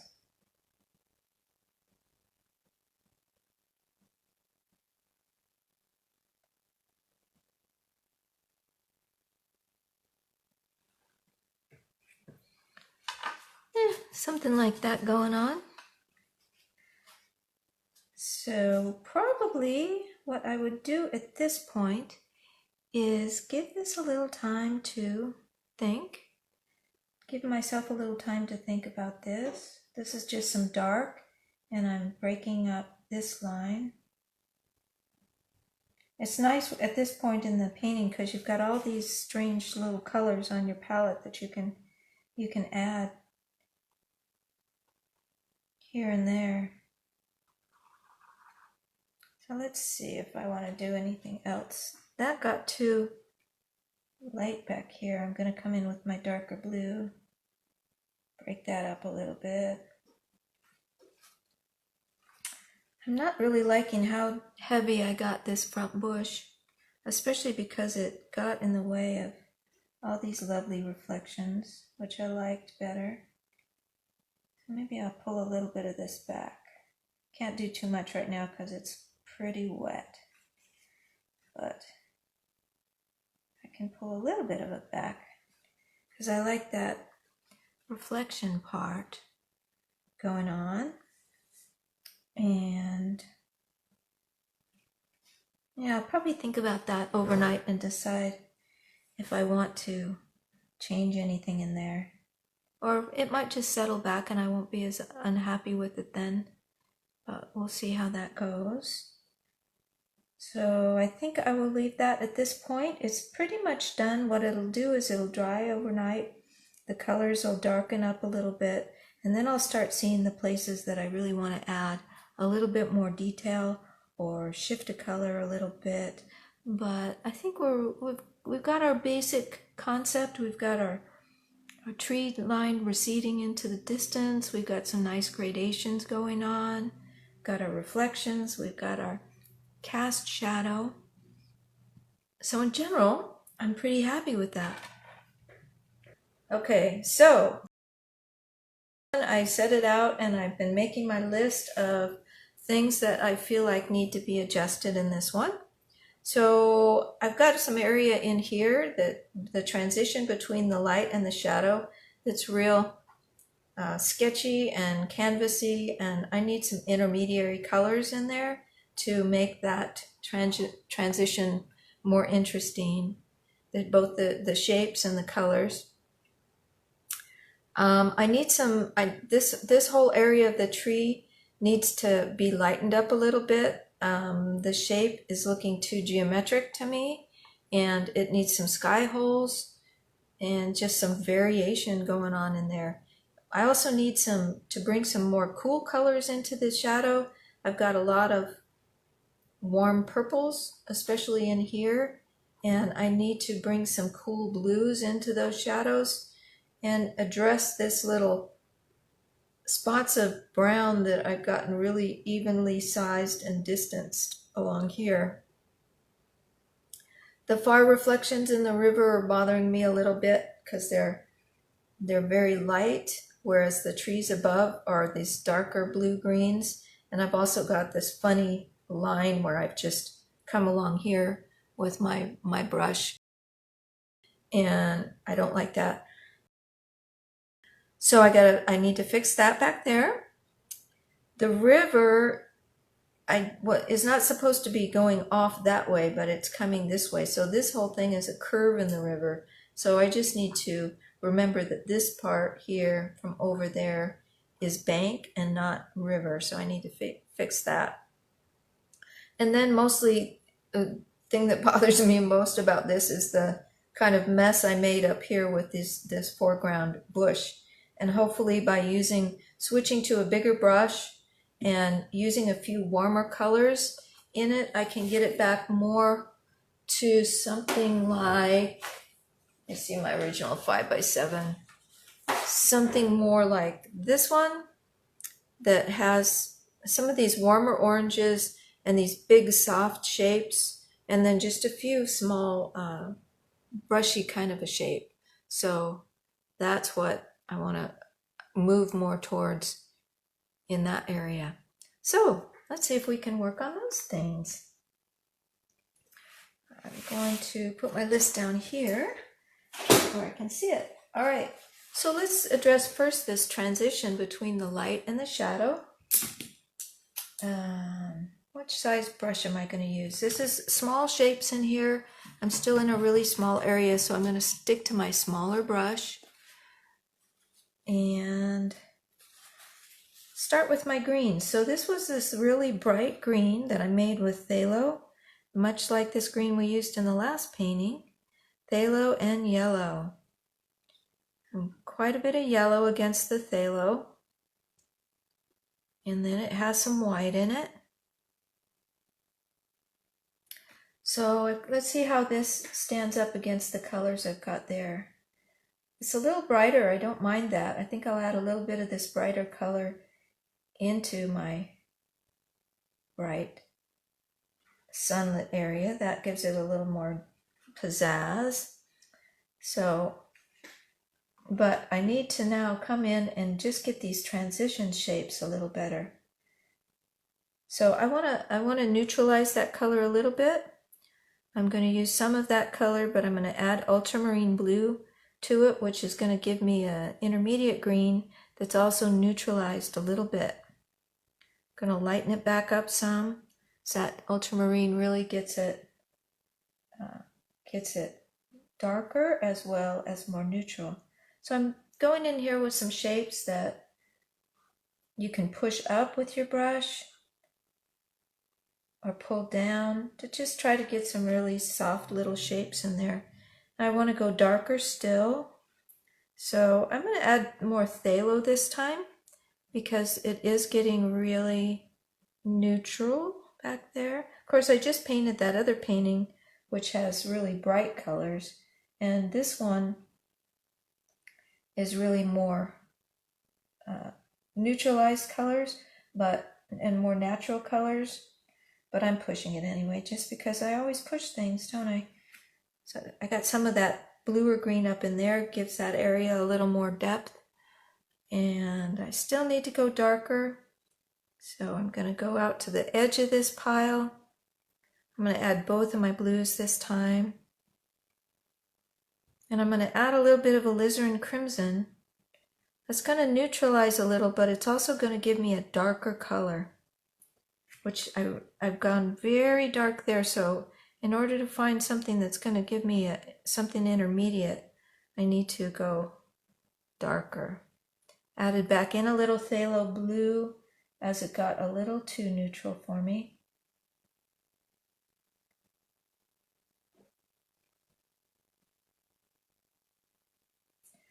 So up here right in the top, we can also, in this foreground, we can also think about these shapes being a little more tree-like. They're closer to us, so they may be a little more obviously tree-like with branches and some lateral movement. This is our area with this kind of dead twiggy tree going on there. And I've covered up some of it, but that's okay because we can come back and uncover it. So I like that better. Between the dark and the light now, I have this kind of intermediate color and value, and I like that a little more. I think I'm going to put some of this green down here. Maybe there's a little bit of foliage. This is a winter scene, but you still have a little bit of green down there. And it's also leaning towards blue, which I wanted to put in both this area and this area. I want to get some blues in there in my darks. So I'm going to put even more phthalo blue and some ultramarine blue to get to see what color that comes out. It's still very green, so I think I'm going to wipe and start another pile starting from blue and just add a little bit of that. Use both of my blues, ultramarine and phthalo. And I don't want them to be too bright. And put a little bit of red in there, but I don't want to go purple, so that's what I have to be careful of. Lightening up a little bit. Let's see where we are in terms of value. Ooh, that's some interesting blue in there. It seems like too much now, so if it's too light, it's just about right. Remember our motto. But I do want some of this blue in here. This is going to add some real sparkle to these shadow areas and give them some life. And as that dries down, if I decide that, you can help me decide. So if we decide that that's too much, we'll take it out. But right now, or we'll neutralize it a little bit. But right now, I need to pop up those shadows. They're looking really dull. So I'm going to add some more white to that as I go back into the distance. And I'm not going to go very far into the distance there. And that's gotten too light. Even when it darkens, I think that's going to be too light and bright for that area. So I'm going to neutralize that down a little bit. Let's take some red and some yellow, which is orange. And orange is what we use to neutralize a blue, because it's a complementary color. Okay, let's see what color that gave us. There, that's much more neutral, but still kind of cool. And back here, I'm going to get some tinier shapes, barely touching the canvas, just adding something that gives it a little form back there. I'm going to rinse my brush and blend those out slightly. Once I go into the distance, I don't want anything too crisp with its edges. I'm going to go a little bit lighter yet. That's probably too light. But what I want to do is break up this purple that I've got down here into some different colors and values. We'll see. I think that's going to dry quite a bit darker, so it's looking too light to me. So that's about right. Rinsing my brush, drying it off so that I'm not adding any more paint, and softening those edges in the distance just to give that some variety. Okay, I'll let that go for a little while. As this blue is drying, it's not too bad, but it's a little much. Let me bring in something that's similar to that, but a little bit greener. So I got my phthalo blue, I've got my ultramarine blue. I'm lightening it up a little bit. I'm going to neutralize it a little bit with some alizarin and some Indian. See where we are there. That's lighter, but it's more neutral. I don't want to blow my feeling of shadow here by adding something that's too light. So I'm going to add some ultramarine to that. That's going to darken it down a little bit till I get something that settles in but gives me some blue in there.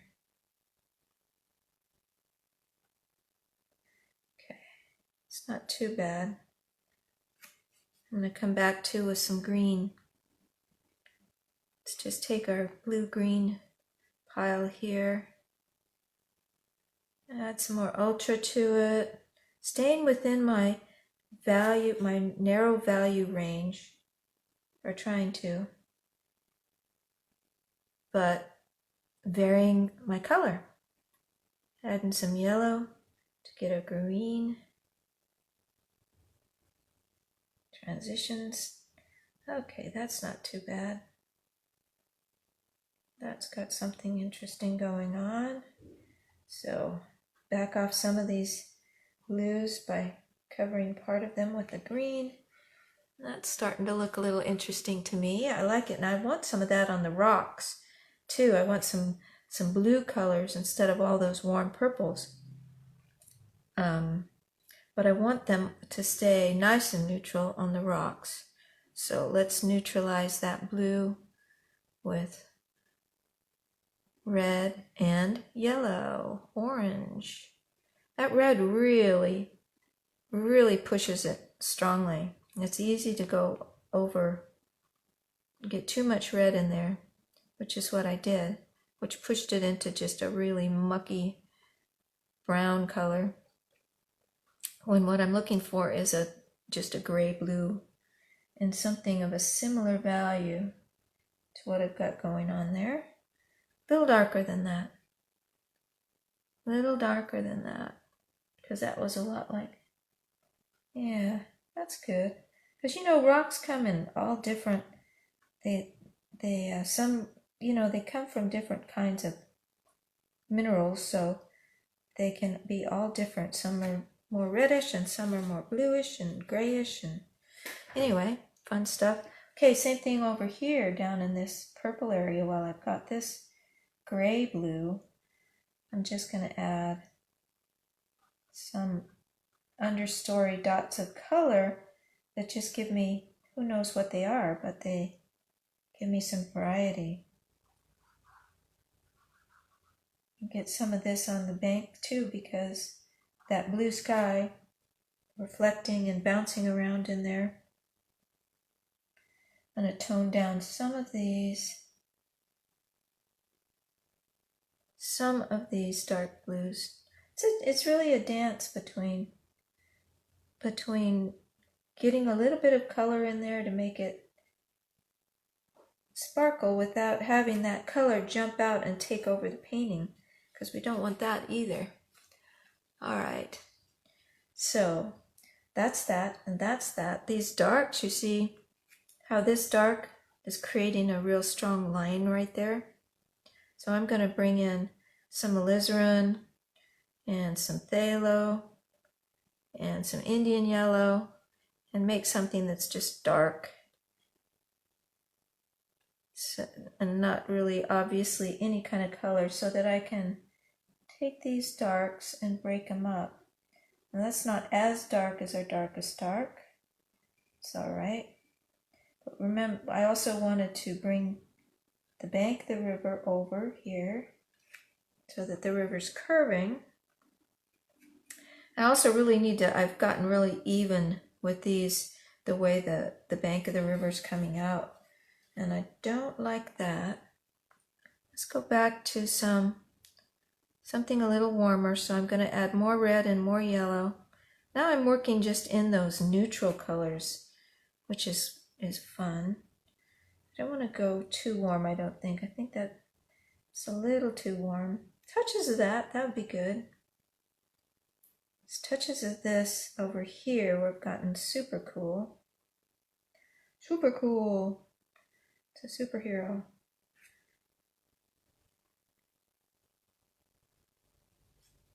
Ooh, I kind of like that. Let's add a lighter version of that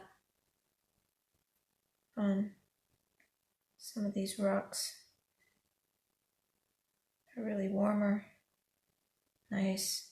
And that helps the rocks stand out too, against the warmer rocks standing out against the bluer water. Wanted to get this. Got something going on here, varying up that shape. Of course, once you get into the distance, then we're back to our super neutrals. So this is leaning a little bit towards red, so I'm going to add a little bit of green to it in order to neutralize it even more. And green being blue and yellow, either one really. And if then it starts looking just too brown and you're going for gray, add more blue. Because brown is a variation of orange, so blue is going to neutralize it. I'm going to go something, I'm not liking that strong edge back there, so I'm going to go a little bit lighter and create intermediate values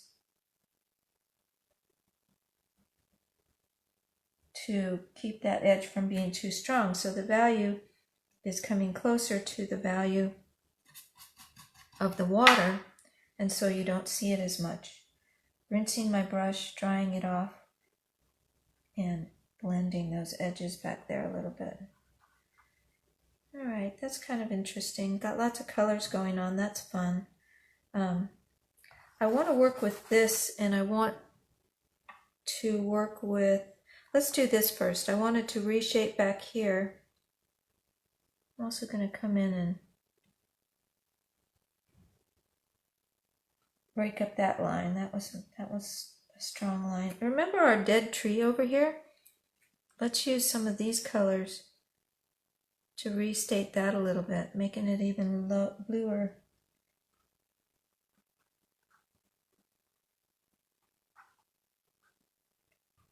And I just have this dead tree in here to break up that big line,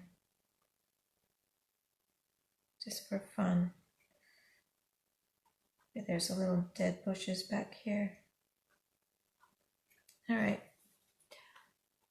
Just kind of fussing into the little details and having fun. But this I know I want to fix, and that I know I want to fix. So this up here is reflecting down, and it's reflecting too light of a green, too yellow, bright of a green, when this stuff up here is all really neutral. So I'm going to bring some neutral colors back in here. I'm doing reflections, I'm pulling straight down, and there's going to be some of this purplish color. And that was too dark of a version of that purplish color.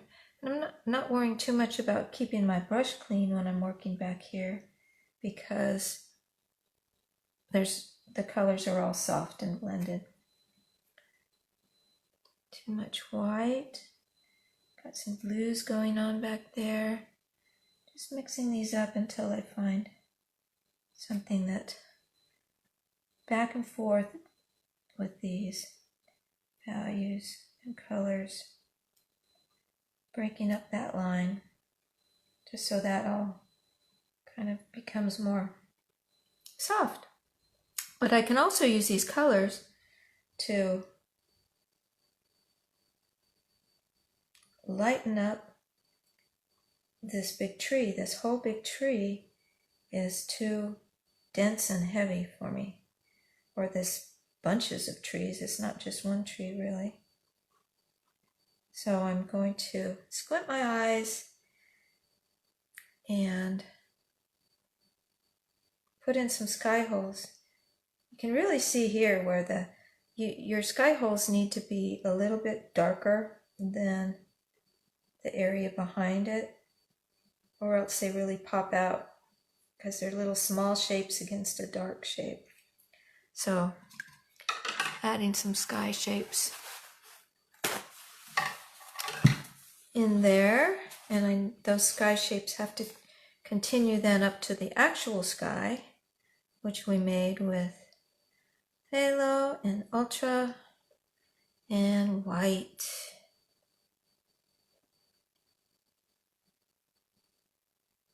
And I'm going to take that up here and test it.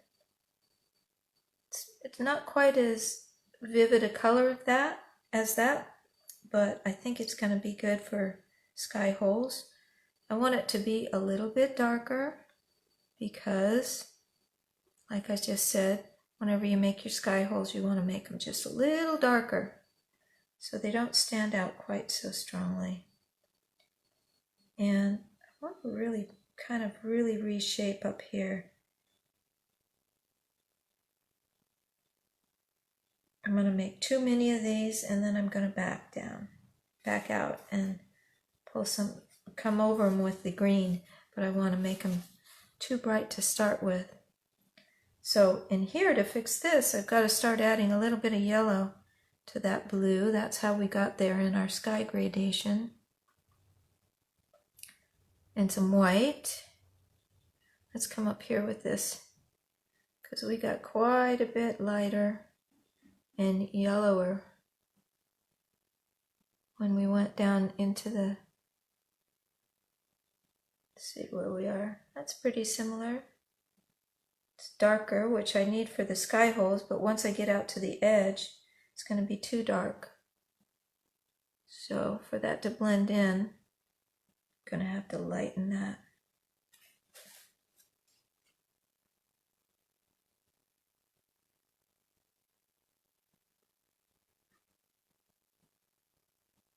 So I want to vary up those shapes so they're just not quite so. I don't mind that they come in and out, that's fun, but I don't want them to be so heavy. I will give that something there. And then what can we do there? We need to go lighter yet and yellower yet. This is a great exercise for color mixing to try to match colors you've already done. And we know what color palette we were using, so it's not too difficult. And then I know when I came into these very distant, oops, wrong blue, shoot. Oh, let's take some of this. And I came into these very distant mountains. See, that's too blue. They're a little more neutral than that. So we're going to add a bit of red, a little bit of yellow. Tiny, tiny, tiny, tiny bits. A little bit of white. I should do a whole thing on matching colors. Recreating colors, rematching colors. See, and as that one dried, it looked perfect when I put it down, but as it dried, it got too dark. Why? Because we know why, huh? Acrylics dry darker. Let's see if I can recreate that color again. It's a little yellower than that.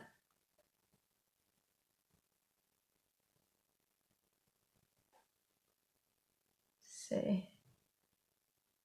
All right, that looks like we're going the right color, but it needs to be lighter. Let's see. That's a little better. Still a little bit lighter because just like before, that looked right about right, but now I know it's going to dry darker.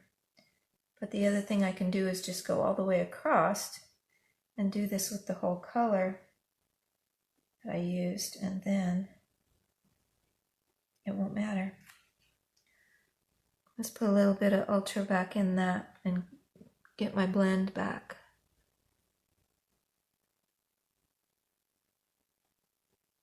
More ultra. So I get a blending. Oh, I know why. It's because it needs to be more phthalo. See how that went?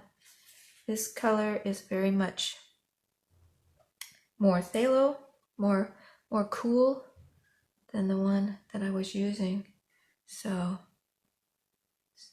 take some of this, mix it together, get some kind of hybrid going on. That phthalo's taking over again.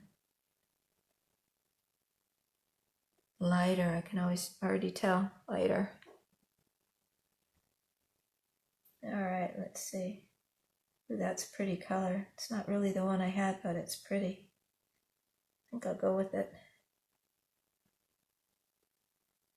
I'm going to bring that bit down into here for my gradation. That's that. And then rinse my brush, dry my brush, get a smoother blend right here. Blend in there and blend up.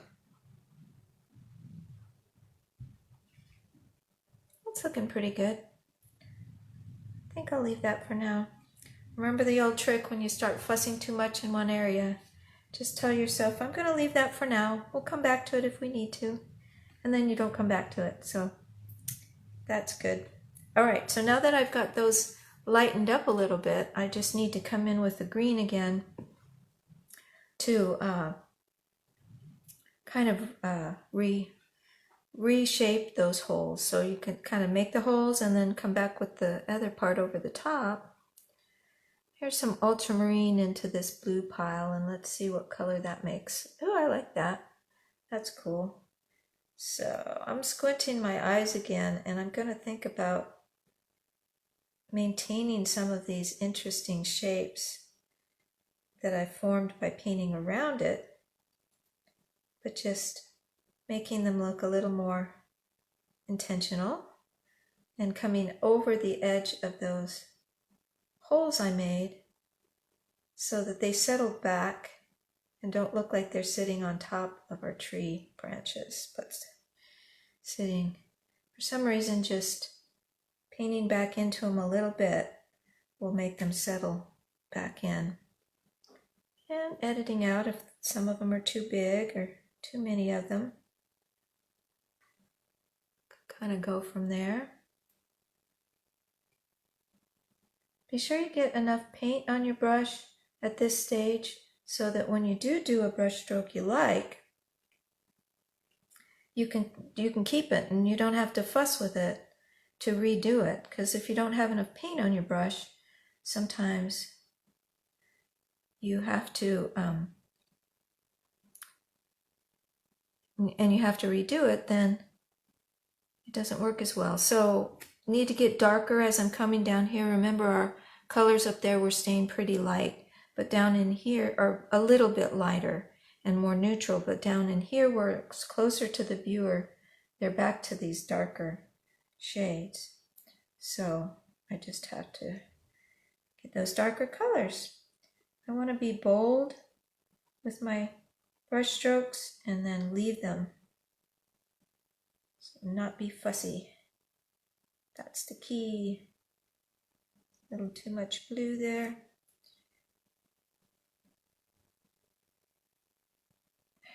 Too far on that one.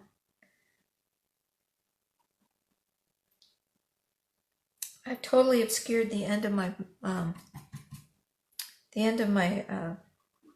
river going back there, which is not what I wanted. So this stuff is all pretty wet. So see, what you can do is come in with a wet brush and scrub it, and you can get rid of stuff that way too, because I've gone too far into obscuring the edge of my water and I didn't want to do that. Okay, I'm gonna leave that for now. That's looking pretty okay.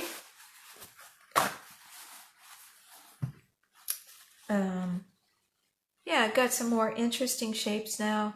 It's not quite so solid and heavy looking. Pretty happy with that, and I'm gonna leave that. So now I'm gonna address the water a little bit and then just address this area here. So I've got my very light blue water trickles that are coming in here. And I think I'm going to go to my round brush just to give myself some smaller shapes still. And into my blue pile, some ultramarine, some phthalo. So this, the water is always reflecting the sky color. And when you're going into doing that white water area, you want to start with a darker blue and go into the lighter blues. So now I have to bring the edge of my water back. You can't even tell there's water back there anymore. And this is going to be, I think this water is going to be really agitated back there. It's maybe some small area, so it's got a lot of rocks in it or something that it's traveling over. Reshaping the bank, something that I like, maybe. I think while I'm doing that, I'm going to come into these green colors. My brush is still pretty dirty. You know, these reflection colors. Lighten that up a little bit. Blend it out. Make it look a little bit different. Yeah, I'm okay with that, fussing too much with it. But this here, yeah, let's bring these sort of neutralized reflective greens back into here. This is the edge. This. Blending that out a little more, and then I want to, now I've got a really messy edge there. So I think what I want to do is to have a boulder rock, and if these rocks are in light, then some of these rocks might be, maybe not, maybe they won't, because this whole area is in shadow, so I don't think they really will be catching a lot of light. It's just this little spotlight of light that's coming here. But I just want to reshape the edges of those rocks right along here to give myself something a little more bold.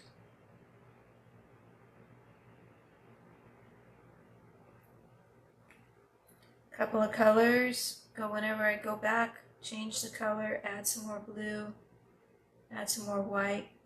Always changing that color up to get variety.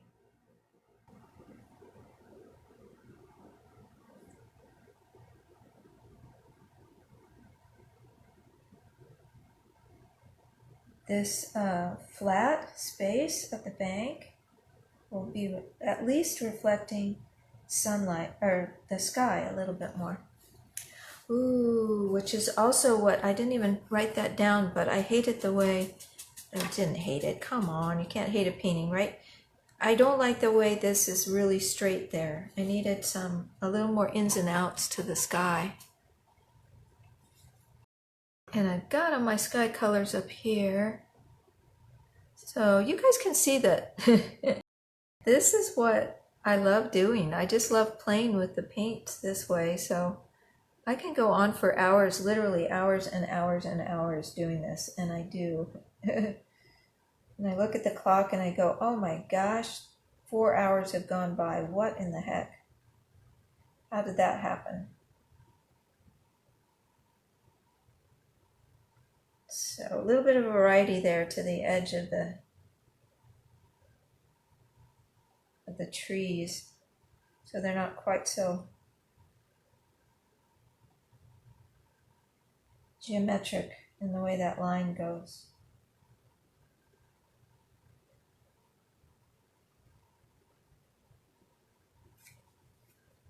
Bring in some of these lighter greens, green blues. Oh, it's dry today. Everything's drying on my palette.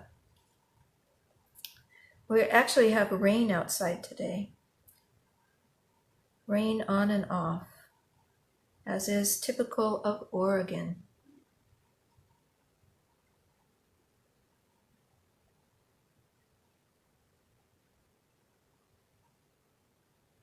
Right here in front, maybe some somewhat more obvious tree shapes being caught by that sunlight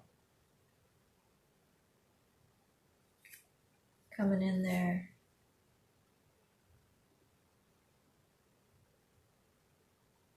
Yeah, that's pretty good. A little bit more of this down here. Brighter color for fun. All right. What was I doing? Oh, I was doing water stuff there. So, yeah, I can kind of live with that. Lighter yet with the white. green still on my brush, get it nice and clean. So going back to, we did those blues back there, and then a lighter version. Just pulling some horizontal marks. Sometimes, sometimes I redo these a bunch of times till I get something I like. But don't want to overdo it. They should be thinner in the back and more close together, and then more rounded in the foreground. This is where the water will be. It's coming around that curve, so it's really going to start getting some eddies and flows from some curls and eddies from going around the corner. Squinting my eyes, keeping enough paint on my brush so that if I put down a brush stroke I like, I can leave it and I don't have to come back to reinforce it because it's too thin. That we don't like. All right, something like that. And you can also use your liner brush for this. Sometimes I'll do that. Bring in some water to get some even thinner little things going on. Especially back here, it'd be really thin.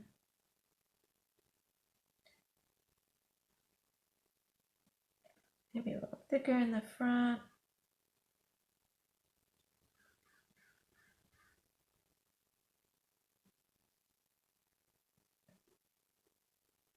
Around these rocks, get some water shapes going on. And whenever there's a rock, there's going to be a disturbance of the water. If we're calling this a shadowed area though too, you're also going to see some shadow, some reflection of these rocks coming down into the water that's reflecting. So we'll do a little bit of that, a bit of rock reflections, and then a little bit of water sparkles back over those reflections so you can tell that they're reflections and not another rock. Oops, dripped.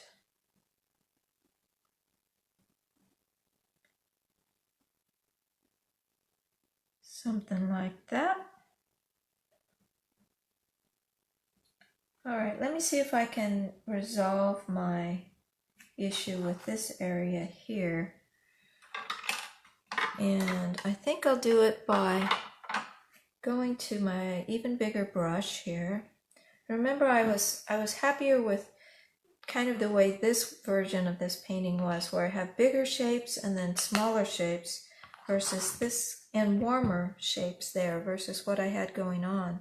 So I'm going to start by doing some orangey color using my neutral pile right here, and just using my Napthol red and my Indian yellow, some white, lighten it up just a bit. I'm going to use a little bit of blue to neutralize that somewhat. Remember, an orange is neutralized by a blue. But, so I'm going to try to be much looser. Start with some dark, a little bit of dark. Okay, now I need to change that color. So I think what I'll do is add a little bit of red to it first. And this alizarin crimson and a little bit of blue. Take it to a slightly darker version. Get a little bit of that in there. Just where that be more in shadow. Then I can come in with my white and get something that's lighter. And then adding that white to that is automatically going to make it a little more neutral too. So what am I doing? I'm just trying to make bigger shapes that are less fussy looking than what I had there. Okay, so I did a little bit of that, come back and change the color. This time I'm adding some yellow to it. I'm going to add some white to it too. Because most of this area is pretty light in value.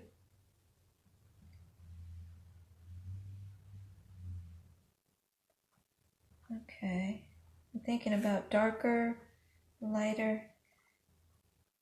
Thinking about those shapes being kind of like bushes, but not too obviously. I also want to soften out some of those edges. I don't want them to be too strong. So I'm going to rinse my brush, dry it off. So I'm not adding any more color. And then just, especially along the edges, I don't want to have a lot of the edges of the canvas. I don't want a lot of strong edges here. I don't want it just to draw the eye. So all I'm doing is going to the very edge of the stroke, wherever it's catching my eye, and softening it a little bit.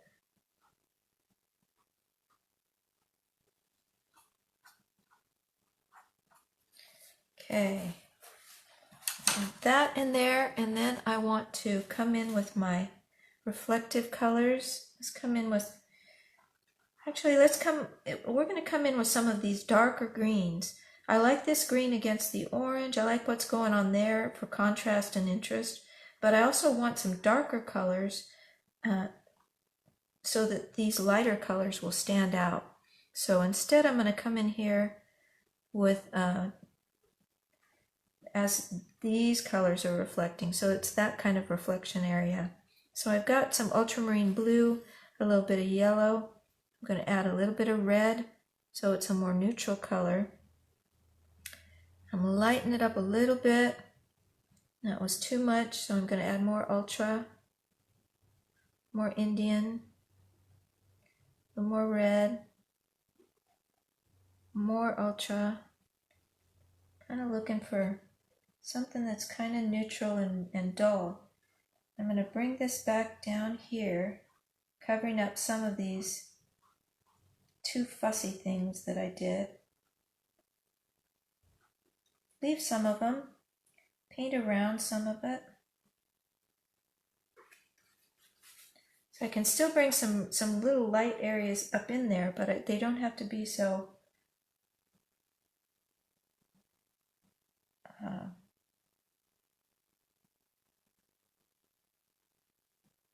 yeah, they don't have to be so fussy. Okay, so that was that green as it's kind of reflecting that. And then bluer, where we go here. Let's put some more red in that. Just want that area to start disappearing so it's not quite so obvious. And I'll come back and reshape some of that, some of the water things that are going on there, the water, but right now I just want to get this as kind of a background. Let's bring in some greener green, intermediate value in color between the dark and the light. I'm just really looking at those shapes and the play of those shapes right now, and not worrying about a lot else. So I'm happier with those bigger shapes, but now what I want to do, except over here, I'm not happy with that. So I've got to fix my blue. This is mostly ultra. I think it's got a little phthalo in it, and it's got white in it. And that, because that got really fussy there. Let's see what we've got. I want a few of those, but not too many of them. So I can go with that for there. All right, now what I want to do is just pull in, make myself a dark. Let's use phthalo, alizarin, and Indian. That gives us our darkest dark. And I'm going to leave it leaning a little warm, a little bit towards the reddish purple color. And then I'm going to go in with my liner brush, adding water to that color because I'm using my liner. It's looking super brown. Let me see. That's not bothering me because this is such a warm area. The brown isn't bothering me. But all I want to do is just think about there being a couple of little twiggy things. This is like a bush.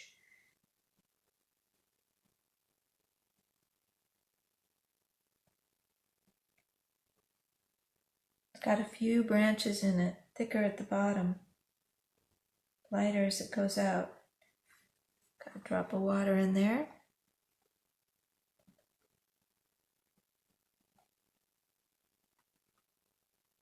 A few little dots. That's pretty cool. I'm going to use some of the, going to my smaller brush now, and some of these darker oranges. I'm just going to obscure that edge, the bottom of that, so it looks like it's coming out of the bush. And then all I want to do is have a very light color, and because this is the sunlight hitting these, to get some of these very light. You know, these are like you know how the dried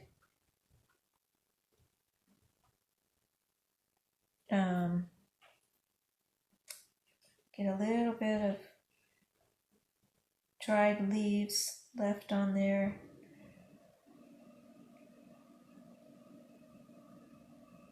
Be sure you don't have them all going in the same direction, which is something I tend to do a lot.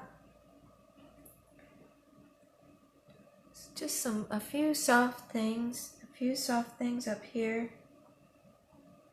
And then I'm going to go back to my liner brush and that color, bringing water in with it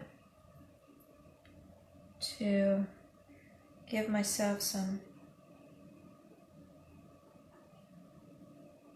twiggy things like this.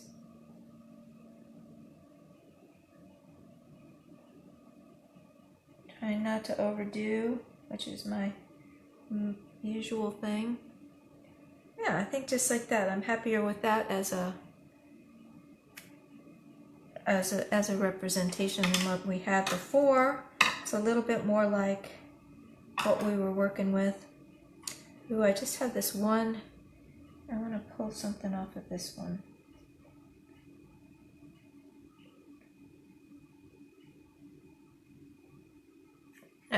I'm not going to do any more than that. And then that this is all so much warmer and brighter. I want these rocks back here to look a little more neutral, but I still want them to look like they've been caught by the sun. So I'm going to add a little bit of blue, more blue into these oranges to neutralize that color a little bit, or quite a bit.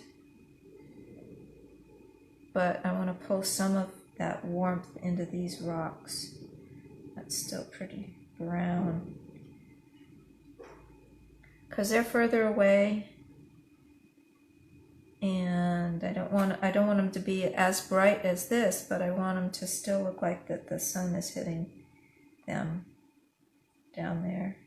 So we'll make sure the color is definitely more neutral. Otherwise they'll look like, oops, wrong pile. They'll look like it's just more bush.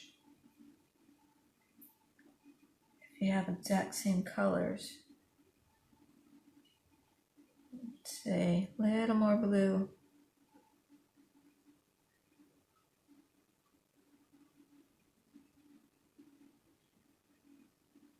I think I can live with that.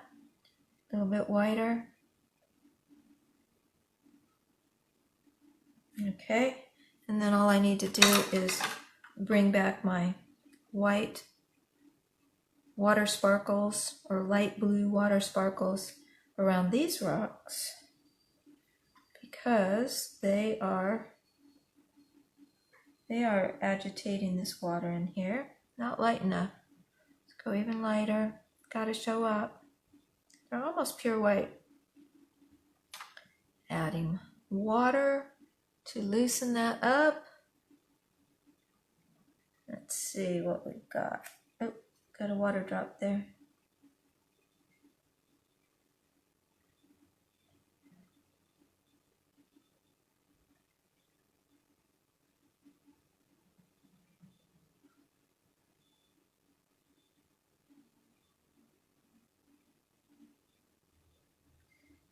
These lighter ones. Always having to come back and restate those lightest areas as the paint dries. All right, I think I'll stop with that.